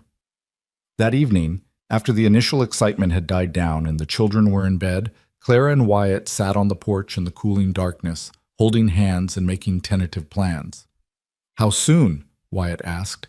I don't want to rush you, but I also don't want to wait longer than necessary. 2 weeks? Clara suggested. That gives us time to post banns, make arrangements, let people know. The pastor can marry us at the church. 2 weeks, Wyatt repeated, like he was testing how it felt. I can finish getting my place habitable in 2 weeks. There's a lot to do still, but the basics will be ready. You and the children can move in right after the wedding. The thought of leaving her cabin, the place she'd shared with James, where all her children had been born, gave Clara a pang, but she pushed it aside. That was the past. Wyatt represented the future, and she'd chosen to walk toward it instead of staying trapped in memory. I'll need to talk to my customers, she said practically. Let them know I'll still be taking in washing after we're married. We'll need the income until your ranch starts producing. About that, Wyatt looked uncomfortable. Clara, I have some money saved. Not a fortune, but enough to get us through a few lean months if we're careful. You don't have to keep breaking your back over laundry if you don't want to. I like working, Clara said firmly. I like earning my own way. If that bothers you, it doesn't bother me at all. I just want you to know you have options. If you want to keep washing, I'll help you. If you want to start something different, I'll support that too. If you want to focus on the children and the house, that's fine. I'm just saying you don't have to carry everything alone anymore. The concept was so foreign, so entirely opposite from her last 3 years of experience, that Clara had trouble processing it, not having to do everything alone, having someone to share the burden with. It sounded like a dream. I think I'd like to keep taking in some washing, she said finally, but maybe less of it. Maybe just enough to contribute, but not so much I'm exhausted all the time. Whatever you want, Wyatt agreed easily. It's your choice, Clara. Always your choice. They sat in comfortable silence for a while, both adjusting to this new reality they'd created. Engaged. In 2 weeks, they'd be married. In 2 weeks, Clara would be a wife again. The thought was terrifying and exhilarating in equal measure. Thank you, she said quietly. For what? For being patient with me. For not pushing. For letting me come to this in my own time. Clara squeezed his hand. For loving me despite all my walls and fears and complications. Clara. Wyatt turned to face her, his expression fierce. You're not complicated. You're careful, and you have every right to be. You're protecting yourself and your children, and that's admirable. If anything, I'm grateful you trusted me enough to let me in. She leaned her head against his shoulder, feeling safe and cherished in a way she'd thought she'd never experience again. Tomorrow, there would be 1,000 details to manage, a dozen decisions to make, endless preparations for building a new life together. But tonight, she just let herself feel the simple rightness of this choice, the quiet certainty that she was exactly where she was supposed to be. 2 weeks, she whispered into the darkness. 2 weeks, Wyatt echoed and pressed a kiss to the top of her head. I can't wait. Neither could Clara, she realized with a start. For the first time in 3 years, she wasn't just surviving. She was looking forward to the future with genuine excitement, genuine hope. She was allowing herself to believe that good things could still happen, that happiness wasn't just a memory, but a possibility waiting to unfold. The stars wheeled overhead in their eternal patterns, and somewhere in the distance a coyote called out to the night. Clara closed her eyes and made a silent promise, to herself, to James's memory, to the man sitting beside her, to the future they would build together. She would be brave enough to love again. She would be strong enough to believe in second chances. She would step forward into whatever came next with her eyes open and her heart willing. The past would always be part of her, would always leave its scars. But the past didn't have to determine the future. She'd survived the worst life could throw at her, had come through the fire still standing. Now it was time to do more than just survive. It was time to live. And with Wyatt beside her and her children surrounding them both, Clara finally believed she could. The 2 weeks that followed moved with a strange duality, simultaneously crawling and racing, each day both endless and over before Clara could catch her breath. There was so much to do, so many details that seemed insignificant until they suddenly became urgent. She had to finish her outstanding laundry contracts, notify her regular customers about the change in her circumstances, mend and alter the one decent dress she owned to serve as her wedding gown. She had to help Wyatt prepare his house for a family of 6, had to figure out what to bring from her cabin and what to leave behind, had to navigate the complicated emotions of closing one chapter while opening another. The whole town knew within 2 days. Mrs. Henderson, collecting her clean linens, had been the first to hear the news and the first to spread it. By sunset the same day, Clara couldn't walk through town without receiving congratulations mixed with speculation. Some folks were genuinely happy for her. The pastor's wife clasped her hands warmly and said it was about time she had some help with those children. Others were less charitable, their smiles not quite reaching their eyes as they wondered aloud how a widow with 4 children had managed to catch herself a man so quickly. "Don't listen to them," Wyatt said firmly when Clara mentioned the gossip. "They're just bitter because their own lives aren't happy. We know the truth. And that's all that matters." But it did matter, at least a little. Clara had worked so hard to maintain her reputation these past 3 years, to be above reproach, to give no one any reason to question her character. Now there were whispers about unseemly haste, about whether perhaps something improper had been going on before the engagement. The accusations were baseless but persistent, and they stung. Tom heard some of the talk at the Mercantile and came home tight-lipped and angry. "Billy Henderson said his ma said you're being too forward," he reported, his young face flushed with indignation. "He said widows are supposed to wait longer before remarrying. I told him his ma was a busybody and he should mind his own business." Clara bit back a smile at her son's fierce loyalty, even as she gently corrected him.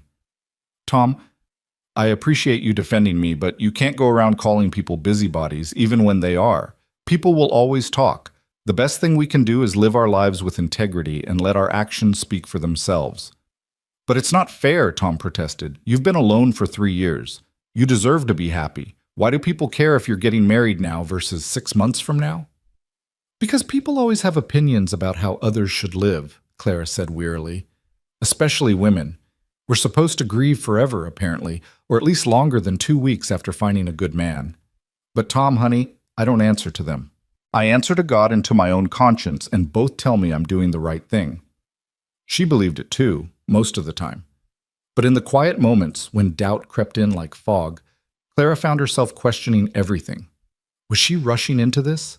Was she being fair to Wyatt, bringing him 4 children and all her baggage? Was she dishonoring James's memory by moving on?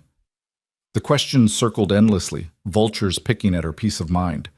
Wyatt seemed to sense her struggles without her having to voice them. He showed up one evening, his arms full of wildflowers, purple lupine and Indian paintbrush and delicate white columbine, and presented them to her with ceremony. "What are these for?" Clara asked, surprised and touched. "Because you looked sad this morning, and I wanted to remind you of something beautiful." Wyatt set the flowers down carefully and took her hands in his. "Clara, if you're having second thoughts, if this is too fast or too much, you can tell me. We can wait longer if you need to. I'll be disappointed, but I'll understand. The last thing I want is for you to marry me out of obligation or pressure."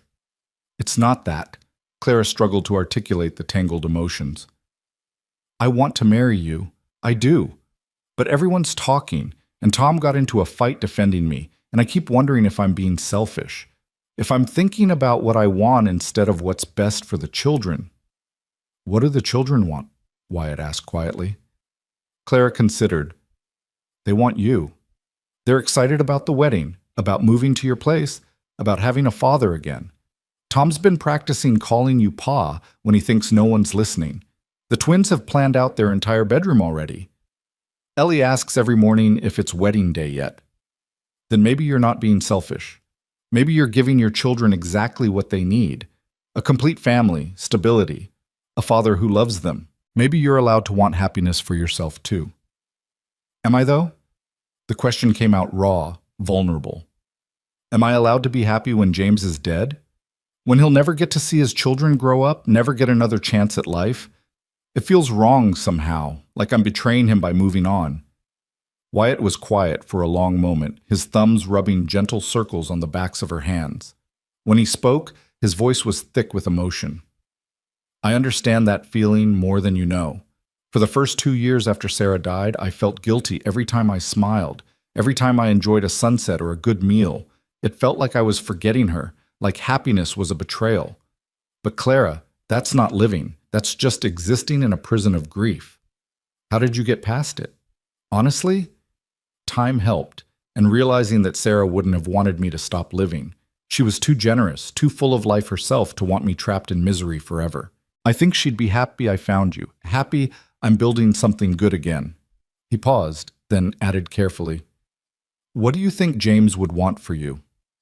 Clara closed her eyes, summoning her husband's face from memory.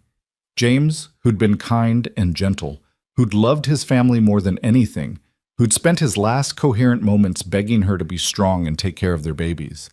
Would he want her to spend the rest of her life alone, struggling and exhausted? Or would he want her to find help, to find love, to give their children the stable family life he'd wanted so desperately to provide? He'd want me to be happy, she admitted finally. He'd want the children to have a father. He'd probably like you, actually. You're a lot like him in some ways, steady, hardworking, kind. He'd approve. Then stop feeling guilty for being happy. Stop listening to the gossips and the busybodies. Marry me in 2 weeks like we planned, and let's build the life we both deserve. Clara opened her eyes and found Wyatt watching her with such open affection, such genuine care, that her remaining doubts dissolved like morning mist. "All right," she said, and this time she meant it completely. "No more second guessing. No more worrying about what people think. We're doing this." Wyatt's answering smile was brilliant. "We're doing this," he agreed and pulled her into a kiss that tasted like promise and new beginnings. The days took on a frantic quality as the wedding approached. Wyatt spent every available hour working on his house, transforming the dilapidated Holloway place into something resembling a home. He added a second bedroom for the children, reinforced the loft for Tom, fixed every loose board and leaky window. Clara helped when she could, bringing the children along to clean and organize, everyone working together toward the shared goal. The twins argued endlessly about bedroom arrangements. "I want the corner by the window," Abby insisted. "But I want the window," Ben countered. "You can have the corner by the door." "That's not the same thing," Tom mediated with the patience of someone well-practiced in sibling disputes. "How about you each get the window for half the year? Abby gets it spring and summer, Ben gets it fall and winter?" The twins considered this seriously, then nodded agreement. Crisis averted. Watching them, Clara felt a surge of gratitude for her oldest son's maturity. But she also worried he was growing up too fast, taking on too much responsibility. Maybe having Wyatt as a father would let Tom be more of a child again, let him relax some of the burden he'd been carrying. One afternoon, while Clara was scrubbing the floors and the children were outside with Wyatt learning to tend his small herd, she allowed herself to imagine the future. Living here, in this house that was bigger and sturdier than her cabin. Waking up next to Wyatt every morning. Watching him teach her children everything a father should teach. Maybe, eventually, having more children, babies that would be both hers and his, brothers and sisters for Tom and the twins and Ellie. The thought filled her with equal parts terror and longing. She was 36 years old, not exactly young for childbearing anymore. And pregnancy was always dangerous, doubly so out here where doctors were scarce and complications could turn deadly in hours. Sarah had died that way, and so had countless other women Clara had known. The risk was real and substantial. But oh, the thought of a baby with Wyatt's blue eyes and her dark hair. A child created from love rather than duty, from choice rather than expectation. A fresh start, a symbol of their new life together. "You're thinking awfully hard about something," Wyatt's voice startled her from her reverie. He stood in the doorway, dusty and tired but smiling. Just imagining the future, Clara admitted. Good things, I hope. Mostly good. Some scary. All overwhelming. Wyatt crossed to her, pulling her to her feet and into his arms, despite her protests about her wet hands and dirty dress. Overwhelming, I understand. Scary, I get too. But we're in this together, Clara. Whatever comes, we'll face it side by side. She leaned into his solid warmth, letting herself take comfort in his presence. Have I thanked you lately for being exactly what I needed? You don't have to thank me for loving you. That's not work, Clara. That's the easiest thing I've ever done. The pastor's wife helped Clara alter her wedding dress, letting out seams and adding some lace borrowed from the church's collection of donated goods. It wasn't fancy, just a simple blue cotton dress in a shade that matched Clara's eyes. But when she tried it on and saw herself in the mirror, she barely recognized the woman staring back. She looked younger somehow, the permanent lines of stress around her mouth softening, hope replacing the perpetual worry in her expression. You're glowing, the pastor's wife said warmly. That's what love does, I suppose. Makes us all beautiful. Clara touched her reflection wonderingly. Was she beautiful? She'd never thought of herself that way. Too thin, too worn, too marked by hardship. But maybe Wyatt saw something different. Maybe through his eyes, she was something worth treasuring. The night before the wedding, Clara couldn't sleep. She lay in her cabin one last time, listening to her children's breathing, cataloging every familiar sound and smell. This place had been her whole world for years. These four walls had witnessed her highest joys and deepest sorrows. James had died in this room. Her babies had been born here. Every memory she had of her marriage was soaked into these rough-hewn boards. Leaving felt like abandonment, like betrayal. But staying would be worse, would mean clinging to the past instead of embracing the future. James was gone, and no amount of living in their old home would bring him back. The best way to honor his memory was to do what he'd always wanted, give their children a good life, find happiness where she could, keep moving forward. Goodbye, Clara whispered into the darkness, saying it to the cabin, and to James, and to the woman she'd been for 3 hard years. Thank you for everything. I'll never forget you. The wedding day dawned clear and perfect, the October sky that particular shade of crystalline blue that only happened in Montana.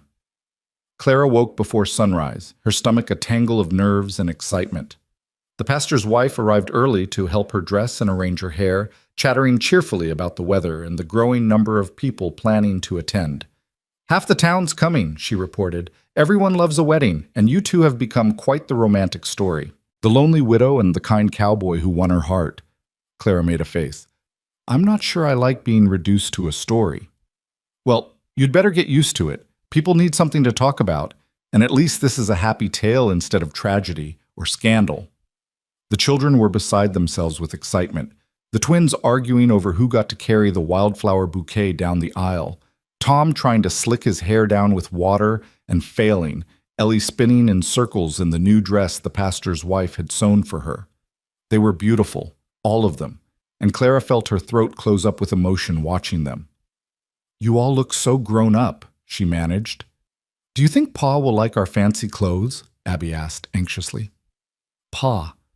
They'd started calling him that consistently now, trying it out, making it fit, and Wyatt never corrected them, never suggested anything else. He just accepted the title with quiet grace, as though he'd been their father all along. He'll love them, Clara assured her daughter. He'll love all of you, just like always. The church was packed when they arrived, every pew filled with townspeople who'd come to witness the union. Clara saw familiar faces, her laundry customers, shopkeepers she'd traded with, neighbors from her scattered corner of the territory. Some looked genuinely happy for her. Others wore expressions of poorly concealed judgment. Clara lifted her chin and ignored them all, focusing instead on the man waiting for her at the altar. Wyatt stood straight and proud in his Sunday best, a suit she'd never seen him wear, his hair neatly trimmed, his face clean-shaven. But his eyes were the same, warm and blue and full of love as he watched her walk down the aisle with Tom on one side and the twins on the other, Ellie toddling ahead dropping flowers with more enthusiasm than accuracy. When Clara reached the front of the church and Tom solemnly placed her hand in Wyatt's, she felt a shift happen, some fundamental change in the universe's alignment, some sense of rightness clicking into place. This was exactly where she was supposed to be, exactly what she was supposed to be doing. The pastor began speaking, his words the familiar liturgy of marriage. Clara barely heard them, too focused on Wyatt's face, on the way his hand trembled slightly holding hers, on the absolute certainty she saw in his expression. He wasn't afraid, wasn't second-guessing. He wanted this, wanted her and her chaos and her complicated life, with no reservations, no doubts, no conditions. Do you, Wyatt James Coulter, take Clara Marie Boone to be your lawfully wedded wife, to have and to hold from this day forward, for better or worse, for richer or poorer, in sickness and in health, until death do you part? I do, Wyatt said firmly, his voice carrying through the church. I absolutely do. And do you, Clara Marie Boone, take Wyatt James Coulter to be your lawfully wedded husband, to have and to hold from this day forward, for better or worse, for richer or poorer, in sickness and in health, until death do you part? Clara took a breath, thought of James watching from wherever souls went after death, silently asked his permission and blessing one final time. Then she looked into Wyatt's eyes and spoke her truth. I do. With all my heart, I do. The pastor smiled. Then by the power vested in me by the territory of Montana and Almighty God, I now pronounce you husband and wife. Wyatt, you may kiss your bride. Wyatt stepped forward, cupped Clara's face in his work-roughened hands, and kissed her with a tenderness that made her knees weak. It wasn't a brief ceremonial kiss, but something deeper, more meaningful, a promise made physical, a commitment sealed with affection. When they broke apart, Clara was breathless and blushing, and the church erupted in applause. Ladies and gentlemen, the pastor announced, I present to you Mr. and Mrs. Wyatt Coulter, and their children Tom, Abigail, Benjamin, and Eleanor. The children clustered around them immediately, and Wyatt pulled them all into a group embrace, this instant family, bound together by choice and love and hope.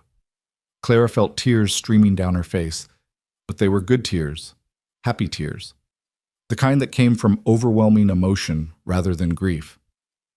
Are you happy, Mama? Ellie asked, patting Clara's wet cheeks with concern. I'm very happy, baby.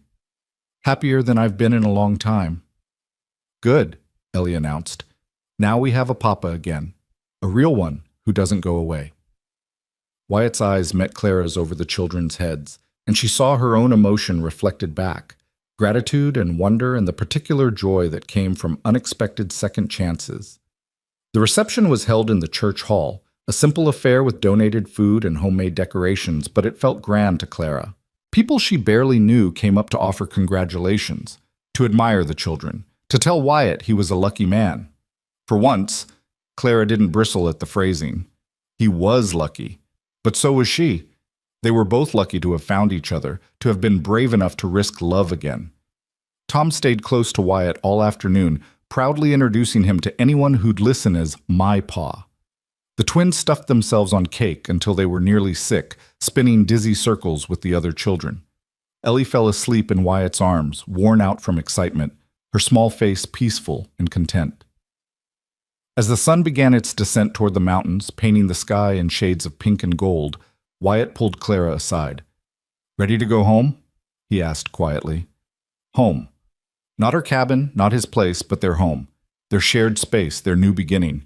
Clara looked around at the gathering, at the children playing, at the neighbors gossiping, at the remnants of celebration scattered across tables. This was her community, for better or worse. These people had watched her struggle, had helped when they could and judged when they couldn't, had witnessed her lowest moments and now her highest. They were part of her story, but they weren't the whole story. Yes, she said. Let's go home. They loaded the children into the wagon Wyatt had borrowed for the occasion, along with the few possessions Clara was bringing from her old life.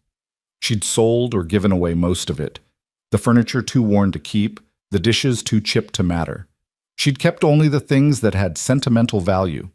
James's pocket watch for Tom, her mother's quilt, the wooden bird James had carved for their first anniversary.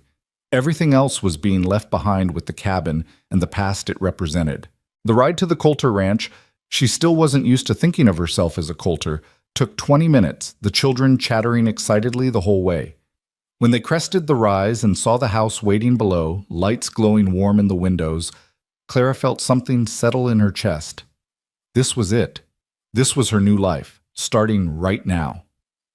Wyatt carried Ellie inside while the other children tumbled out of the wagon, racing each other to the door. Clara followed more slowly, taking in every detail. The house looked different than the last time she'd seen it, lived in now, welcoming. Wyatt had hung curtains in the windows, placed rugs on the floors, filled the kitchen with dishes and supplies. He'd prepared for them, had made space for his instant family with care and intention. "What do you think?" Wyatt asked nervously, setting Ellie down gently on the sofa. Clara turned in a slow circle, seeing the home he'd built for them, for her and her children, and the life they'd share. Seeing the effort and love poured into every detail, every preparation. Seeing hope made manifest in wood and cloth and careful arrangement. "It's perfect," she said, and meant it absolutely. "It's the most perfect thing I've ever seen." The children claimed their rooms with loud enthusiasm, the twins already arguing about bed placement despite having agreed on it weeks ago. Tom disappeared into the loft, his private space where he could be 8 years old and 14 and everywhere in between. Ellie curled up in the rocking chair by the fireplace, thumb in her mouth, watching everything with wide, sleepy eyes. "I should get her to bed," Clara said, but Wyatt caught her hand. "In a minute. First, I have something for you." He reached into his vest pocket and pulled out a small wooden box, worn smooth with age. Inside, nestled in faded velvet, was a ring, simple gold with a small turquoise stone set in the center. "It was my grandmother's," Wyatt said quietly. "The only thing of value I own, really. Sarah wore it for the 5 years we were married, and when she died, I put it away. Thought I'd never have reason to take it out again. But I want you to have it now, Clara. Want you to wear it as a symbol of everything we're building together." Clara's hand shook as she took the ring, feeling the weight of history in it. Wyatt's grandmother wearing it in love, Sarah wearing it in love, now being offered to her in love. 3 women, 3 marriages, 3 chances at happiness spanning generations. "Are you sure?" she asked. "This has so much history, so much meaning, which is exactly why I want you to have it. Sarah would approve. She was generous like that. And my grandmother would have loved that her ring keeps being part of love stories. Please, Clara, wear it and know that you're part of something bigger than just us. You're part of a legacy of people who chose love despite the risks." Clara slipped the ring onto her finger, and it fit perfectly, like it had been waiting for her all along. The turquoise caught the lamplight, glowing warm and blue. "Thank you," she whispered. "I'll treasure it always." Wyatt pulled her close, resting his chin on top of her head. "We did it," he said softly. "We're actually married. You're actually my wife." "You're actually my husband," Claire replied, testing out the word. Husband. It felt strange and familiar at once, like wearing shoes that had been broken in by someone else but were starting to fit her feet. They stood there holding each other while chaos erupted around them, children calling questions, unpacking, making noise, the normal disorder of 5 people settling into shared space. Eventually, they'd have to address all of it, organize and mediate and establish routines. But for this moment, they just held each other and marveled at the improbable miracle of their union. Later that night, after the children were finally asleep and the house had quieted, Clara and Wyatt sat on their front porch watching the stars emerge one by one in the darkening sky. She was wearing a borrowed nightgown from the pastor's wife. He was in his undershirt and trousers, and they looked like any married couple settling in for the evening. Except they weren't any married couple. They were Clara and Wyatt, 2 broken people who'd found each other and decided to build something whole from their combined fragments. "Are you nervous?" Wyatt asked quietly. Clara considered the question honestly. She should be nervous. First night as a married woman, sharing a bed with a man who wasn't James, navigating the intimate aspects of marriage she hadn't experienced in 3 years. But instead she just felt peaceful, certain, ready. "No," she said. "Should I be? I don't know. I'm a little nervous." Wyatt smiled ruefully. "I want to do everything right. Want to make you happy. Want to be worthy of the trust you're giving me." "You're already worthy, Wyatt. You've been proving it since the first day we met." Clara took his hand, threading their fingers together. We'll figure it out as we go, just like everything else. Together. Together, Wyatt echoed and kissed her softly. They stayed on the porch a while longer, reluctant to end the day, wanting to hold on to this perfect moment before life's complications inevitably intruded. Tomorrow, there would be work to do, children to raise, a ranch to run, a life to build from scratch. There would be hard days and disagreements and moments of doubt. There would be all the challenges that came with blending a family, with learning to be partners, with choosing each other every day instead of just once. But tonight, under the vast Montana sky, with stars burning overhead like promises, Clara let herself simply be happy. She'd survived the worst. She'd endured loss and loneliness and despair. She'd kept going when quitting would have been easier. And now, finally, she was receiving her reward. Not just survival, but life. Not just existence, but joy. Not just making do, but thriving. "I love you," she said to Wyatt, the words coming easier now, less frightening. "I love you too," he replied. "I'll love you tomorrow, and the next day, and all the days after that. I promise." It was a promise Clara believed absolutely, and as they finally went inside, hand in hand, to begin their first night as husband and wife, she carried that certainty with her like a light against the darkness. The house welcomed them with warm lamplight and the quiet breathing of sleeping children. Their children now, all 5 of them, bound together by choice and love and the particular grace that came from second chances. Clara closed the door behind them, and in that simple action, she closed the door on her old life too. The widow Clara Boone was gone, transformed into Clara Coulter, wife, mother, partner, woman who dared to hope. And in the bedroom that Wyatt had prepared with such care, as he held her with tenderness and kissed her with reverence, Clara finally understood what she'd been too afraid to believe before. Love wasn't a finite resource that got used up when someone died. It was infinite, renewable, capable of growing back even stronger after being cut down. She'd loved James with all her heart, and that love would always be part of her. But there was room in that same heart for Wyatt too. Room for this different but equally profound connection. Room for all the love still waiting to be discovered. "Thank you for making room for us," she whispered against his shoulder as they lay together afterward, tangled and content. "For making room for all 5 of us." 6, Wyatt corrected sleepily, pulling her closer. "You keep forgetting to count yourself. But you're the most important one, Clara. You're the center that holds everything together. I didn't just make room for 5. I made room for 6. For all of us. For our family. Our family." The words settled into Clara's heart like a benediction, like the answer to prayers she'd stopped praying, like grace she hadn't known she still deserved. She fell asleep in her husband's arms, in her new home, with her children safe under the same roof, and for the first time in 3 long years, Clara Boone, now Clara Coulter, slept deeply and dreamlessly, untroubled by fear or worry or the weight of carrying everything alone. She'd made it through the storm, and on the other side, waiting with patient kindness, had been exactly what she needed most. Not rescue, not charity, not pity, just love. Simple, steadfast, transformative love. And really, that was enough. More than enough. It was everything. Morning came soft and golden, sunlight filtering through the curtains Wyatt had hung with such care.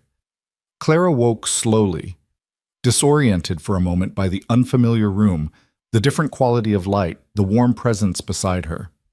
Then memory returned. She was married. This was her home now. The man sleeping peacefully next to her was her husband, and she felt a smile spread across her face so wide it almost hurt. She studied Wyatt in the early light, his face relaxed in sleep, younger somehow without the weight of waking worries. There were lines around his eyes from squinting into sun and wind, a small scar on his chin she'd never noticed before, and his hair stuck up at odd angles that made him look almost boyish. He was handsome, she decided, though not in any conventional way. His appeal was quieter, steadier, the kind of attractiveness that grew the more you knew someone, that came from character rather than mere features. As though sensing her scrutiny, Wyatt's eyes opened, and the smile that crossed his face when he saw her watching was luminous. "Morning, wife," he said, his voice rough with sleep but warm with affection.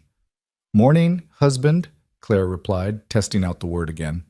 It still felt new, like clothes that hadn't quite been broken in yet, but not uncomfortable, just different. They lay there for a few precious minutes, neither wanting to break the spell, both knowing the demands of the day would descend soon enough. Sure enough, footsteps thundered overhead as Tom woke in the loft, followed shortly by the twins' voices raised in some argument already in progress. Ellie's high-pitched call of "Mama" sealed the end of their peaceful morning. "Reality intrudes," Wyatt said with wry amusement, sitting up and stretching. "Welcome to married life with 4 children."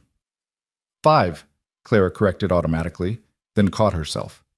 "Wait, no, 4. I keep doing that." Wyatt looked at her curiously. "Doing what?" "You said 4 children, and I automatically started to correct you to 5 before I remembered Ellie's the 4th. I don't know why I keep thinking there's 5. Clara shook her head at her own confusion, but Wyatt had gone very still, his expression shifting to something wondering and almost reverent. "Clara," he said carefully, "is there any chance you could be pregnant?" The question hung in the air between them, enormous and impossible, and suddenly not impossible at all. Clara's mind raced, counting back, doing the mathematics that women did without thinking. Her monthly courses had always been irregular, especially under stress, so she hadn't thought much of missing them. But it had been, 6 weeks? 7? And there'd been that persistent nausea she'd attributed to nerves about the wedding, and the exhaustion that seemed deeper than usual, and, "Oh," she said faintly, "oh, I think I might be." Wyatt's face transformed, joy breaking across it like sunrise. "Really? Are you sure?" "No, I'm not sure. I'd need more time to be certain. But the signs are there, now that I think about it." Clara pressed a hand to her still flat stomach, wonder and terror warring inside her. "Wyatt, I'm 36 years old. Having a baby at my age is dangerous. And after Ellie's birth, the doctor said—" "What did the doctor say?" Wyatt's voice had gone sharp with concern. Clara hadn't thought about this in years, had pushed the memory away because it hadn't mattered when she'd been alone and unlikely to remarry. "He said I'd nearly bled out, that my body had taken the maximum it could handle, that having another baby might—" She couldn't finish the sentence, couldn't voice the word that hovered between them like a curse.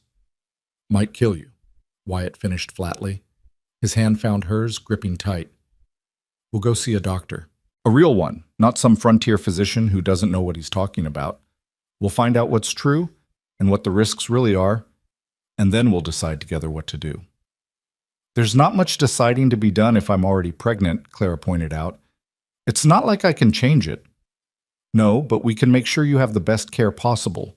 We can bring in help so you're not overworking. We can do everything in our power to keep you safe." Wyatt's voice was fierce, protective. "I just got you, Clara. I'm not losing you. Whatever it takes, whatever it costs, you're going to be fine. We both are." Clara wanted to believe him, wanted to trust that love and determination could overcome biology and chance. But she'd seen too many women die in childbirth, had held James's hand while he weakened and faded despite all her efforts. She knew firsthand that wanting someone to survive wasn't always enough. "Mama!" Ellie's voice came louder now, punctuated by small fists pounding on the bedroom door. "Mama, I'm hungry!" "We should get up," Clara said, grateful for the interruption, for the excuse to table this enormous, terrifying conversation. "The children need breakfast." But Wyatt didn't release her hand. "We're going to talk about this more. Today. Promise me you won't just push it aside and pretend everything's fine." "I promise," Clara agreed, because there was no point pretending this wasn't happening, wasn't real, wasn't potentially life-changing in the best and worst ways possible. They dressed quickly and emerged to organized chaos. Tom was attempting to make breakfast and failing spectacularly, having used salt instead of sugar in what was supposed to be porridge. The twins were arguing about whose turn it was to feed the chickens. Ellie had somehow gotten into the flour and was covered head to toe in white dust, looking like a small ghost. Clara and Wyatt exchanged glances, then burst out laughing simultaneously. This was their life now, constant motion, endless small crises, the particular mayhem that came with 4 children under one roof. It was overwhelming and exhausting and absolutely perfect. "All right, everyone stop what you're doing," Clara called out with the authority of a woman who'd been managing chaos for years. Tom, thank you for trying to help, but that porridge is beyond saving. Abby, Ben, it's Ben's turn for chickens. I remember because Abby did it yesterday. Ellie, sweetheart, how did you even reach the flour? I climbed, Ellie said proudly, pointing at a chair she'd apparently dragged across the kitchen. Of course you did. All right, bath time for you, and everyone else can help Pop. She caught herself, glancing at Wyatt. Help your father make a proper breakfast. Wyatt's expression at hearing her call him father, at the casual way she'd integrated him into the family structure, was worth every moment of uncertainty and fear. He stepped into the role naturally, directing the children with gentle authority, turning breakfast preparation into a lesson about cooking and measurements and working together. Clara carried Ellie off to wash the flour away, and while she scrubbed her youngest daughter clean, her mind kept returning to the possibility growing inside her. A baby. Wyatt's baby. A symbol of their new life together, a fresh start. Mama, you're squeezing too hard, Ellie protested, and Clara realized she'd been gripping her daughter's arm without noticing. Sorry, baby. Mama was thinking about something else.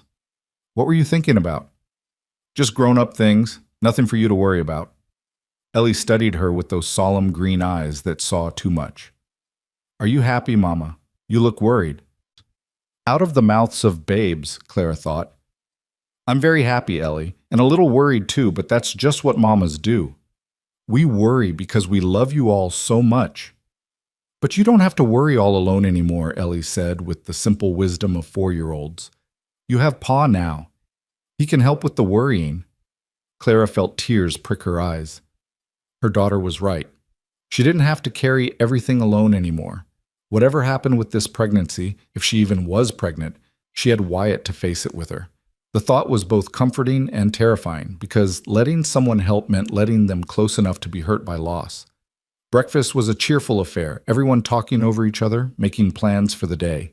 Wyatt needed to check the cattle, and Tom immediately volunteered to help, his face eager with the prospect of real ranch work. The twins wanted to explore their new surroundings, and Ellie just wanted to be wherever Clara was. It was the normal rhythm of family life, and Clara felt herself relaxing into it despite her underlying anxiety. After breakfast, while Wyatt was outside with Tom and the children were occupied, Clara slipped away to the small root cellar where she'd stored her medicinal herbs. She found the pennyroyal and rue, the herbs women used when they suspected pregnancy and needed to know for certain. Mixed properly, brewed into tea, they would bring on bleeding if a woman was pregnant, effectively ending it in the very early stages. Clara stood there holding the dried plants, weighing them in her hands like she was weighing her life. She could drink this tea and know for certain within a day or two. If she wasn't pregnant, nothing would happen. If she was, the pregnancy would end, and with it the danger of childbirth at her age, the risk of leaving her children motherless, the possibility of dying like Sarah had died. It would be the practical choice, the safe choice. The choice that prioritized the 4 children she already had over the potential ones she might be carrying. But Clara found herself remembering Wyatt's face that morning, the joy that had transformed him when he'd realized she might be pregnant. Found herself imagining a baby with his blue eyes and quiet smile. Found herself wanting, desperately and against all logic, to give him this gift, a child of his own, a fresh start after years of grief, living proof that love could triumph over loss. She was still standing there, paralyzed by indecision, when Wyatt found her. Clara? His voice was gentle, concerned. What are you doing down here? She couldn't lie to him, didn't want to start their marriage with deception. So she held up the herbs, let him see what she'd been considering. Understanding dawned in his eyes, followed by something that looked like pain. You were thinking about ending it, he said quietly. Not an accusation. Just a statement of fact. I was thinking about being practical, Clara corrected. About staying alive for the 4 children I already have. About not taking unnecessary risks. And what did you decide? I don't know yet. That's the problem. I don't know what the right choice is. Wyatt crossed to her, took the herbs gently from her hands and set them aside. Then he cupped her face in his palms, forcing her to meet his eyes. Clara, I want you to listen to me very carefully. I love you more than I can say. And if we're blessed with a baby, I'll be the happiest man in the territory. But not at the cost of your life. Never at that cost. If continuing this pregnancy puts you in real danger, if the doctor confirms what that frontier physician said years ago, then we won't continue it. We'll use those herbs or find another way, and I'll be sad, but I'll understand. Because you're the most important person in my life. You're irreplaceable. And I need you to live, Clara. Your children need you to live. We all need you. Tears streamed down Clara's face. But you want this baby. I can see how much you want it. I want you more. 1,000 times more. Yes, a baby would be wonderful, but only if it doesn't cost me my wife. That's not a trade I'm willing to make. What if I want to try? The words came out in a whisper, barely audible. What if I want to give you this gift? Want to prove that good things can still happen? Want to believe that maybe this time it will be different? Wyatt was quiet for a long moment, and she could see him wrestling with his own desires and fears. Finally, he spoke carefully. If you want to try, then we try. But only after we talk to a real doctor. Only after we understand the actual risks instead of 3-year-old warnings from a man who might not have known what he was talking about. And if the risk is too high, we don't do it. We find another way to build our family. Or we accept that 4 children is already more blessing than most people ever get. What other way? Clara asked, genuinely curious. Adoption, maybe. There are always children who need homes, orphans from wagon trains, or women who died in childbirth. We could give one of them a family instead of risking you to create a new life. The end result is the same. Another child to love, another soul to raise. Does it matter if they're blood or not? Clara thought of Tom and the twins and Ellie, thought of how completely Wyatt had accepted them as his own despite no biological connection, thought of how family was made through love and choice as much as through blood and birth. Maybe he was right. Maybe there were other paths to growing their family that didn't require her to risk everything. All right, she said finally. We'll wait. We'll find a real doctor and get real information. Then we'll decide together what to do. Wyatt pulled her into his arms, holding her tight enough that she could feel his heart beating against her chest. Thank you, he whispered into her hair. Thank you for being willing to wait, for not making this decision alone. They stood there in the cool darkness of the root cellar, holding each other while life continued overhead, children playing, chickens clucking, wind moving through the prairie grass. It was a moment suspended outside time, a breath held before plunging forward, and Clara memorized every detail of it. The smell of dried herbs and earth, the solid warmth of Wyatt's body, the sound of her children's laughter filtering down from above. The feeling of being held, being cherished, being loved enough that someone would put her life above their own desires. The next few weeks passed in a blur of adjustment and discovery. Clara settled into her role as Wyatt's wife, learning his rhythms and preferences, figuring out how to manage a larger household with more resources than she'd ever had before. The children adapted with the resilience of youth, squabbling and playing and slowly accepting that this new arrangement was permanent, that Wyatt wasn't going to disappear like their birth father had. Tom, especially, bloomed under Wyatt's attention. He followed his new father everywhere, soaking up lessons about ranching and livestock, asking endless questions that Wyatt answered with patient thoroughness. Clara watched her son transform from a boy forced to be too old too soon into someone who could actually be 8 years old, who could make mistakes without the weight of responsibility crushing him, who could laugh freely because someone else was there to catch what he dropped. The twins settled their bedroom dispute with surprising maturity, deciding to rotate positions every month so both got equal time by the window. They spent their days exploring the property, coming back muddy and happy with treasures they'd found. Interesting rocks, bird feathers, a shed snakeskin that made Clara shudder but which Wyatt examined with appropriate scientific interest. They were healing, she realized, from the trauma of losing their father so young, from years of watching their mother struggle. Security did that for children, gave them space to be young again. Ellie attached herself to Wyatt with single-minded devotion, following him around calling Pa, Pa, Pa, until he picked her up and carried her while he worked. He indulged her shamelessly, carving her toys, telling her stories, letting her help with tasks that would have been finished faster without her assistance.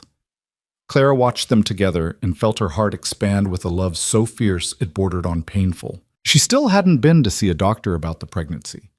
Part of her was afraid of confirmation, afraid that making it real would somehow make it more dangerous. But she couldn't ignore the signs forever, the persistent nausea that struck mostly in the mornings, the exhaustion that went bone deep, the way her breasts were tender and her emotions unpredictable. She was pregnant, almost certainly, and eventually she'd have to face that reality. The decision was taken out of her hands one morning in late October when she woke up feeling particularly ill, barely made it outside before being violently sick.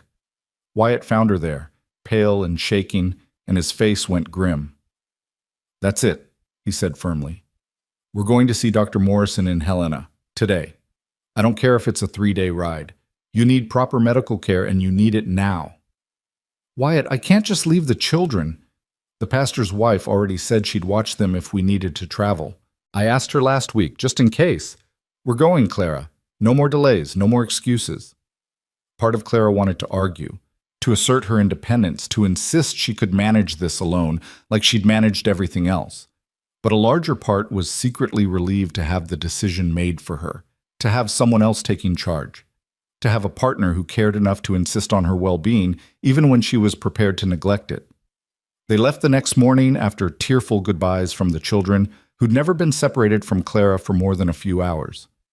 The ride to Helena was long and uncomfortable, especially for Clara, who felt increasingly unwell as they traveled. But Wyatt was patient and solicitous, stopping frequently to let her rest, finding the smoothest paths, doing everything possible to ease her discomfort. Dr. Morrison's office was in a proper building on Helena's main street, and the doctor himself was a distinguished-looking man in his 50s with kind eyes and an air of professional competence. He examined Clara thoroughly while Wyatt waited outside, asked detailed questions about her medical history, and finally delivered his verdict with careful precision. "You are indeed pregnant, Mrs. Coulter. I'd estimate about 8 weeks along, give or take. And regarding the concerns you mentioned about your previous physician's warnings," he paused, consulting his notes, "I won't say the risks aren't real. You're 36, which is considered advanced maternal age. Your last birth was difficult, and there was significant hemorrhaging. But medical science has advanced considerably even in the past 4 years. We have better techniques now for managing bleeding, better understanding of what causes complications. I wouldn't call this pregnancy impossible or even inadvisable, but it will require careful monitoring and perhaps some restrictions on your activities as you progress." Clara felt tears of relief streaming down her face. Not impossible, not a death sentence, just difficult, requiring care and caution, but possible. "What kind of restrictions?" she asked. "No heavy lifting after the 5th month. Plenty of rest, particularly in the final trimester. Someone should be with you when you deliver, preferably someone with medical training or at least experience with difficult births. And at the first sign of unusual bleeding or severe pain, you need to get to a doctor immediately, even if it means traveling." "I can do all that," Clara said eagerly. "We have help now, and my husband is very careful about my health." Dr. Morrison smiled. I could tell from the way he was pacing outside like a caged animal. He clearly cares deeply for you. "That's good. You'll need that support over the coming months. But Mrs. Coulter, I need you to understand something. Even with all precautions, childbirth is dangerous. At your age, with your history, the risks are elevated. There's a real possibility of complications that could be serious or even fatal. I don't say this to frighten you, but you need to make this decision with full knowledge of what you're facing." Clara thought of the herbs in her root cellar, of the choice she'd been too afraid to make, of Wyatt's declaration that he wanted her more than any baby. She thought of her 4 children who needed their mother, of the life she'd finally started building after years in the wilderness. She thought of all the reasons to end this pregnancy, to choose safety over risk. And then she thought of the tiny life growing inside her, of Wyatt's joy when he'd realized she was pregnant, of giving her children a sibling who would be born into love and security. She thought of defying death one more time, of proving that hope could triumph over fear, of choosing life even when life was dangerous. "I want to try," she said firmly. "I want to have this baby. And I'm going to do everything right, follow every instruction, be as careful as humanly possible. But I want to try." Dr. Morrison nodded slowly. "Then I'll do everything in my power to help you succeed. I want to see you again in a month, and monthly after that until we're closer to your time. If you start having any problems before then, send word immediately and I'll come to you. Do you have a midwife in your area? There's Mrs. Patterson. She's delivered most of the babies in Dry Creek. Good. Coordinate with her, but make sure she knows to send for me if anything seems wrong. And Mrs. Coulter, try not to worry too much. Stress isn't good for you or the baby. Focus on staying healthy and let that husband of yours do the heavy worrying. When Clara emerged from the examination room, she found Wyatt wearing a groove in the waiting room floor with his pacing. He looked up sharply when she appeared, and she could see the fear naked on his face. Well? He asked, his voice rough. I'm pregnant. About 8 weeks. And Dr. Morrison says it's dangerous but not impossible. He gave me restrictions and instructions, and I have to see him monthly, but he thinks if I'm careful, I can do this. Wyatt pulled her into his arms right there in the doctor's office, not caring who saw. Are you sure? He asked into her hair. Are you absolutely certain you want to take this risk? I'm sure, Clara said, and realized she meant it completely. I'm terrified, but I'm sure. We're going to have a baby, Wyatt, a fresh start, a symbol of everything we've built together. It's going to be all right. I have to believe it's going to be all right. The ride home felt different, lighter somehow, despite the weight of knowledge they now carried. They stopped at a hotel for the night rather than camping, Wyatt insisting Clara needed a proper bed and rest. And lying there in the dark, his hand resting protectively over her still flat stomach, Clara allowed herself to feel hopeful. Maybe this time would be different. Maybe medicine had advanced enough. Maybe she was strong enough. Maybe love was powerful enough to overcome biology and chance. Maybe, just maybe, she'd get to have it all. Her life, her children, her husband, and this new baby that represented everything good their union could create. The children greeted them with explosive enthusiasm when they returned, the twins practically tackling Clara in their eagerness to hug her. Even Tom, usually more reserved, clung to her for a long moment. Did you miss us? Clara asked, smoothing his hair. So much, Tom admitted. It was weird without you here. The house felt empty. Well, we're back now, and we have some news to share with all of you. They gathered in the living room, 4 expectant faces turned toward their parents. Clara glanced at Wyatt, who nodded encouragement. How would you all feel about having a baby brother or sister? Clara asked. The room erupted. Abby shrieked with excitement. Ben started jumping up and down. Tom's face split into a grin. Only Ellie looked confused. A baby? Where's the baby? She asked, looking around as though expecting one to materialize. The baby is growing in Mama's belly, Wyatt explained gently. It will take a long time, many months, before the baby is ready to be born. But sometime next spring you'll have a new brother or sister. Will you still love us? Ben asked suddenly, his expression anxious. When the new baby comes, will you forget about us? Clara's heart broke a little at the question, at the insecurity that still lingered despite months of stability. She knelt down to Ben's level, gathering him close. Never, she said fiercely. We will never forget about you or love you less. Having a new baby doesn't take away love from the rest of you. It just makes more love. There's always enough love, Ben. Always. Your mama's right, Wyatt added, pulling the other children close. You 4 were here first, and you'll always be special. The baby will be lucky to have such wonderful big brothers and sisters to look up to and learn from. The reassurance seemed to satisfy them, and soon the children were excitedly making plans for the baby, arguing about names and whether it would be a boy or girl and where the baby would sleep. Their enthusiasm was infectious, and Clara found herself laughing at their earnest debates about whether the baby should be named Thunder or Flower or some combination thereof. That night, after the children were finally settled and the house was quiet, Clara and Wyatt sat by the fire making their own plans. They discussed converting the small storage room into a nursery, about asking Mrs. Patterson to be present for the birth along with Dr. Morrison if possible, about gradually shifting Clara's workload to prepare for when she'd be restricted from heavy labor. I've been thinking, Wyatt said carefully, about hiring some help. A woman from town who could come a few times a week to assist with cleaning and cooking. We can afford it with the cattle sales, and it would take pressure off you. Clara's first instinct was to refuse, to insist she could manage everything herself like she always had. But she caught herself, recognized the old patterns of thinking that no longer served her. She didn't have to do everything alone anymore. Accepting help wasn't weakness. It was wisdom. "That's a good idea," she said instead. "Maybe we could ask if Mrs. Henderson's daughter would be interested. She's been looking for work, and I know she's trustworthy." Wyatt's smile was warm with approval and relief. "That's my practical wife. I was worried you'd fight me on this." The old Clara would have, Claire admitted. But I'm learning, slowly, that it's okay to need help, okay to accept it when it's offered. You've taught me that. "We teach each other," Wyatt corrected gently. You've taught me that it's possible to love again after loss, that hope isn't foolish, that good things can still happen even after the worst has already happened.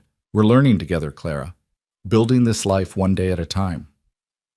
The months that followed were a strange mixture of ordinary and extraordinary.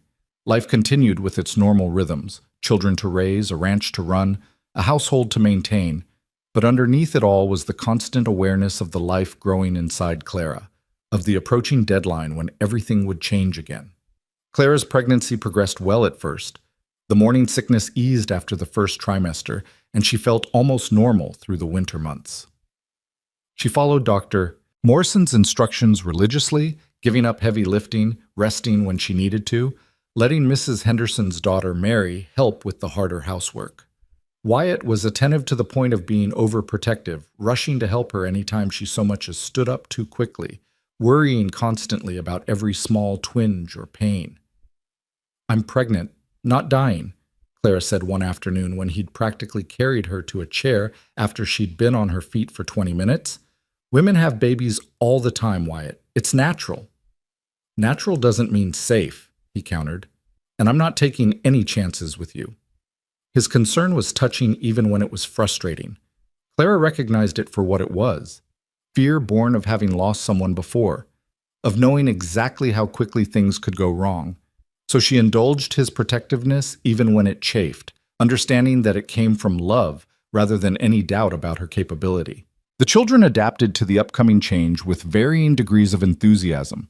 The twins treated Clara's growing belly like a fascinating science experiment, arguing about whether the baby could hear them when they talked to it, pressing their ears against her stomach trying to detect movement. Tom became even more responsible, taking on additional chores without being asked, trying to make things easier for his mother.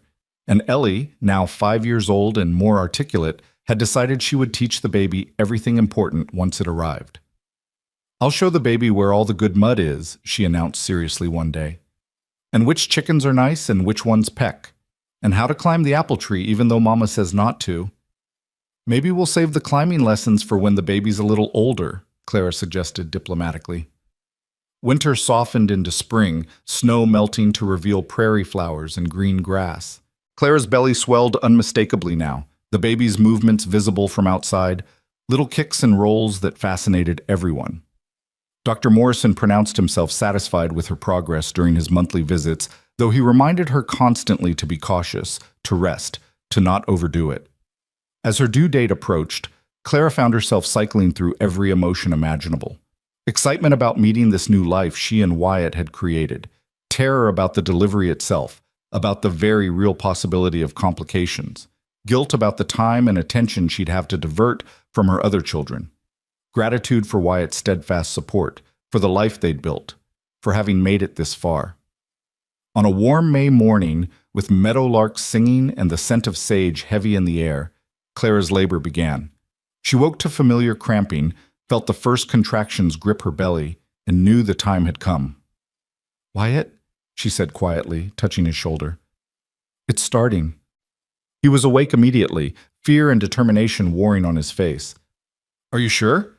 Maybe it's false labor, maybe—" "It's not false labor. I've done this 4 times before, remember?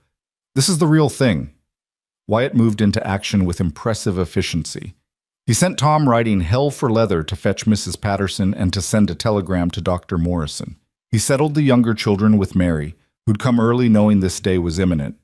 He prepared the bedroom according to Mrs. Patterson's previous instructions, boiled water, gathered clean linens, did everything right with shaking hands that betrayed his terror. Mrs. Patterson arrived within the hour, her weathered face calm and competent. She examined Clara and nodded approvingly. "You're progressing well, honey. First babies from new marriages often come fast. I'd say you've got maybe 6-8 hours ahead of you." 6 to 8 hours of pain, of risk, of walking the line between life and death. Clara tried not to think about all the ways this could go wrong, tried to focus on the fact that she'd survived this 4 times before, that medical science had advanced, that she had helped this time instead of managing alone. But as the contractions intensified and the hours dragged on, fear crept in despite her best efforts. The pain was familiar but no less overwhelming for its familiarity. Her body knew what to do, but that didn't make the process any less violent, any less frightening. And when Mrs. Patterson's expression shifted from calm to concerned midway through the afternoon, Claire's fear crystallized into genuine terror. "What's wrong?" she gasped between contractions. "Nothing's wrong yet," Mrs. Patterson said carefully, "but the baby's positioned oddly. Not breech, but not quite right either. We may need to help things along a bit."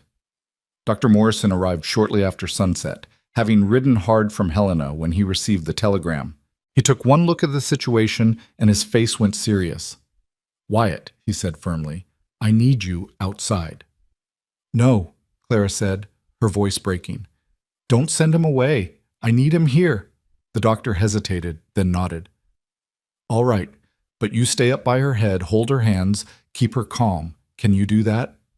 Wyatt moved immediately to Clara's side, taking her hands in his, pressing kisses to her forehead. "I'm right here," he whispered. "I'm not going anywhere. You're going to be fine, you hear me? You're going to be just fine." But as the night wore on and the baby refused to come, as Clara's strength waned and the bleeding started, not catastrophic but definitely more than normal, even Wyatt's reassurances couldn't mask the very real danger she was in. "We need to get this baby out now," Dr. Morrison said grimly. "Clara, I need you to push harder than you've ever pushed before. On the next contraction, everything you've got. Can you do that?" Clara was beyond words, beyond everything except pain and exhaustion and fear. But she heard the urgency in the doctor's voice, felt Wyatt's hands gripping hers like lifelines, and found some reserve of strength she hadn't known she possessed. When the next contraction hit, she pushed with everything she had. Pushed until she felt something tear inside, pushed until black spots danced across her vision, pushed until a baby's cry pierced the air, thin and indignant and absolutely, perfectly alive. "It's a boy," Mrs. Patterson announced, her voice thick with relief. "A healthy boy with good lungs." Clara collapsed back against the pillows, barely conscious, vaguely aware of Dr. Morrison working quickly to stop the bleeding, of Mrs. Patterson cleaning and swaddling the baby, of Wyatt's face above hers streaked with tears. "You did it," he was saying, over and over like a prayer. "You did it, Clara. You're okay. You're both okay." "The baby?" Clara managed to whisper. "He's perfect. Absolutely perfect. Here, let me—" Wyatt carefully took the bundled infant from Mrs. Patterson and laid him in Clara's arms. She looked down at her son, their son, and felt her heart expand impossibly. He was tiny and red and wrinkled, with a shock of dark hair and eyes that would probably turn blue like his father's. He looked like possibility, like hope, like every good thing they'd built together made manifest in flesh and blood and new life. "Noah," Clara whispered, the name coming to her without thought. "Like the ark, the promise after the flood." "Noah Coulter," Wyatt agreed, his voice breaking. "It's perfect." The children were allowed in shortly after, creeping into the room with wide eyes and hushed voices. They crowded around the bed, staring in wonder at their new brother. "He's so small," Tom breathed. "Was I that small?" Ellie asked. "You were all that small once," Clara confirmed tiredly. "Tom, do you want to hold him?" She watched her children take turns holding their brother, watched their faces transform with wonder and love, and felt a contentment so profound it was almost painful. This was her family, all 7 of them now, bound together by blood and choice and love that had survived loss to bloom again. Dr. Morrison declared her stable before he left, though he warned she'd need weeks of recovery before she was back to normal. Mrs. Patterson stayed for 3 days, teaching Mary how to care for both baby and mother, making sure everything was healing properly. And Wyatt barely left Clara's side, sleeping in a chair beside the bed, waking at Noah's every cry, doing everything possible to ease Clara's recovery. The weeks that followed were a blur of exhaustion and joy. Noah was a good baby, relatively quiet, nursing well, sleeping in stretches that were just long enough to keep Clara from complete collapse. The older children adjusted to having an infant in the house with surprising grace, even when Noah's crying woke them at night, even when he demanded constant attention that had previously been theirs. One evening, about 6 weeks after Noah's birth, Clara stood on the porch watching her family. Wyatt was teaching Tom how to rope, the lasso spinning in awkward circles while both of them laughed. The twins were playing some elaborate game involving sticks and imagination. Ellie was showing Noah, who was far too young to appreciate it, her collection of interesting rocks. And inside, Mary was preparing supper, filling the house with the smell of cooking food and the sound of domestic contentment. Clara rested her hand on the porch railing, feeling the solid wood beneath her palm, and marveled at how far she'd come. 3 years ago, she'd been a desperate widow convinced she'd never be happy again, that survival was the best she could hope for. Now she had a husband who loved her, 6 children who were thriving, a home that felt safe and warm, and a future stretching ahead full of possibility. "What are you thinking about?" Wyatt asked, appearing beside her with Noah in his arms. The baby was asleep, his tiny face peaceful, and seeing them together made Clara's throat tight with emotion. "I'm thinking about second chances," Clara said softly. "About how I thought my life was over when James died, but it was really just beginning a new chapter. About how you appeared exactly when I needed you, like some kind of answer to prayers I was too scared to voice." "I was thinking the same thing," Wyatt admitted, "about how I'd convinced myself I'd never be happy again after Sarah, that the best I could hope for was just getting through each day. And then I met you, and suddenly there was hope again. Purpose. A reason to build something lasting." They stood together in the golden evening light, baby Noah sleeping between them, while their other children played and laughed and lived the secure childhood Clara had fought so hard to provide. Out on the prairie, storms would come and go. They always did. There would be hard years and lean times, illness and setback, and all the challenges life inevitably brought. But inside this house, this home they'd built together from broken pieces, there was warmth enough for everyone. Love enough for all 7 of them, and more besides. "Thank you," Clara said finally, "for making room for us. For all 5 of us." 6, Wyatt corrected gently, nodding at Noah. "Now it's 6. 6, Clara agreed, smiling through the tears that had started to slip down her cheeks. "Our family of 6. But even as she said it, she knew the number didn't really matter. Whether 5 or 6 or eventually more, whether born to them or adopted, whether blood relatives or chosen family, the important thing was that they had each other, that they'd found the courage to risk love again after loss, to hope again after despair, to build again after destruction. Years would pass. The children would grow. Noah would take his first steps, speak his first words, join his siblings in the chaos and joy of childhood. Tom would grow into a fine young man who'd eventually run the ranch alongside his father. The twins would maintain their special bond even as they developed into distinct individuals. Ellie would remain the family's free spirit, always finding adventure in ordinary moments. And eventually, there would be more children. Another daughter 2 years after Noah, adopted twin boys from a wagon train that met tragedy, until the Coulter house rang constantly with noise and life and love.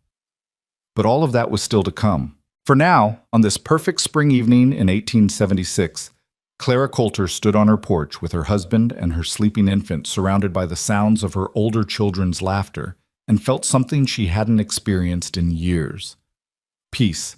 Pure, uncomplicated peace. She'd survived the wilderness years, she'd endured loss and loneliness, and the particular desperation of carrying too much alone. She'd been the widow everyone pitied, the single mother everyone judged, the woman too proud or too scared or too stubborn to ask for help. But she wasn't that woman anymore. She was Clara Coulter, wife, mother, partner, woman who'd learned that accepting love wasn't weakness, but the greatest strength of all.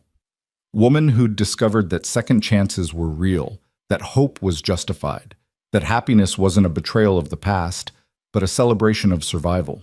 As the sun set over the Montana Territory, painting the sky in shades of amber and rose and purple, Clara leaned against her husband's shoulder and whispered a prayer of gratitude to whatever divine providence had brought them together. She'd been so certain her story was over that the best chapters were behind her, that nothing good could grow from such barren soil. She'd been wrong, and she'd never been happier to be wrong about anything in her life. The prairie wind carried the scent of sage and possibility.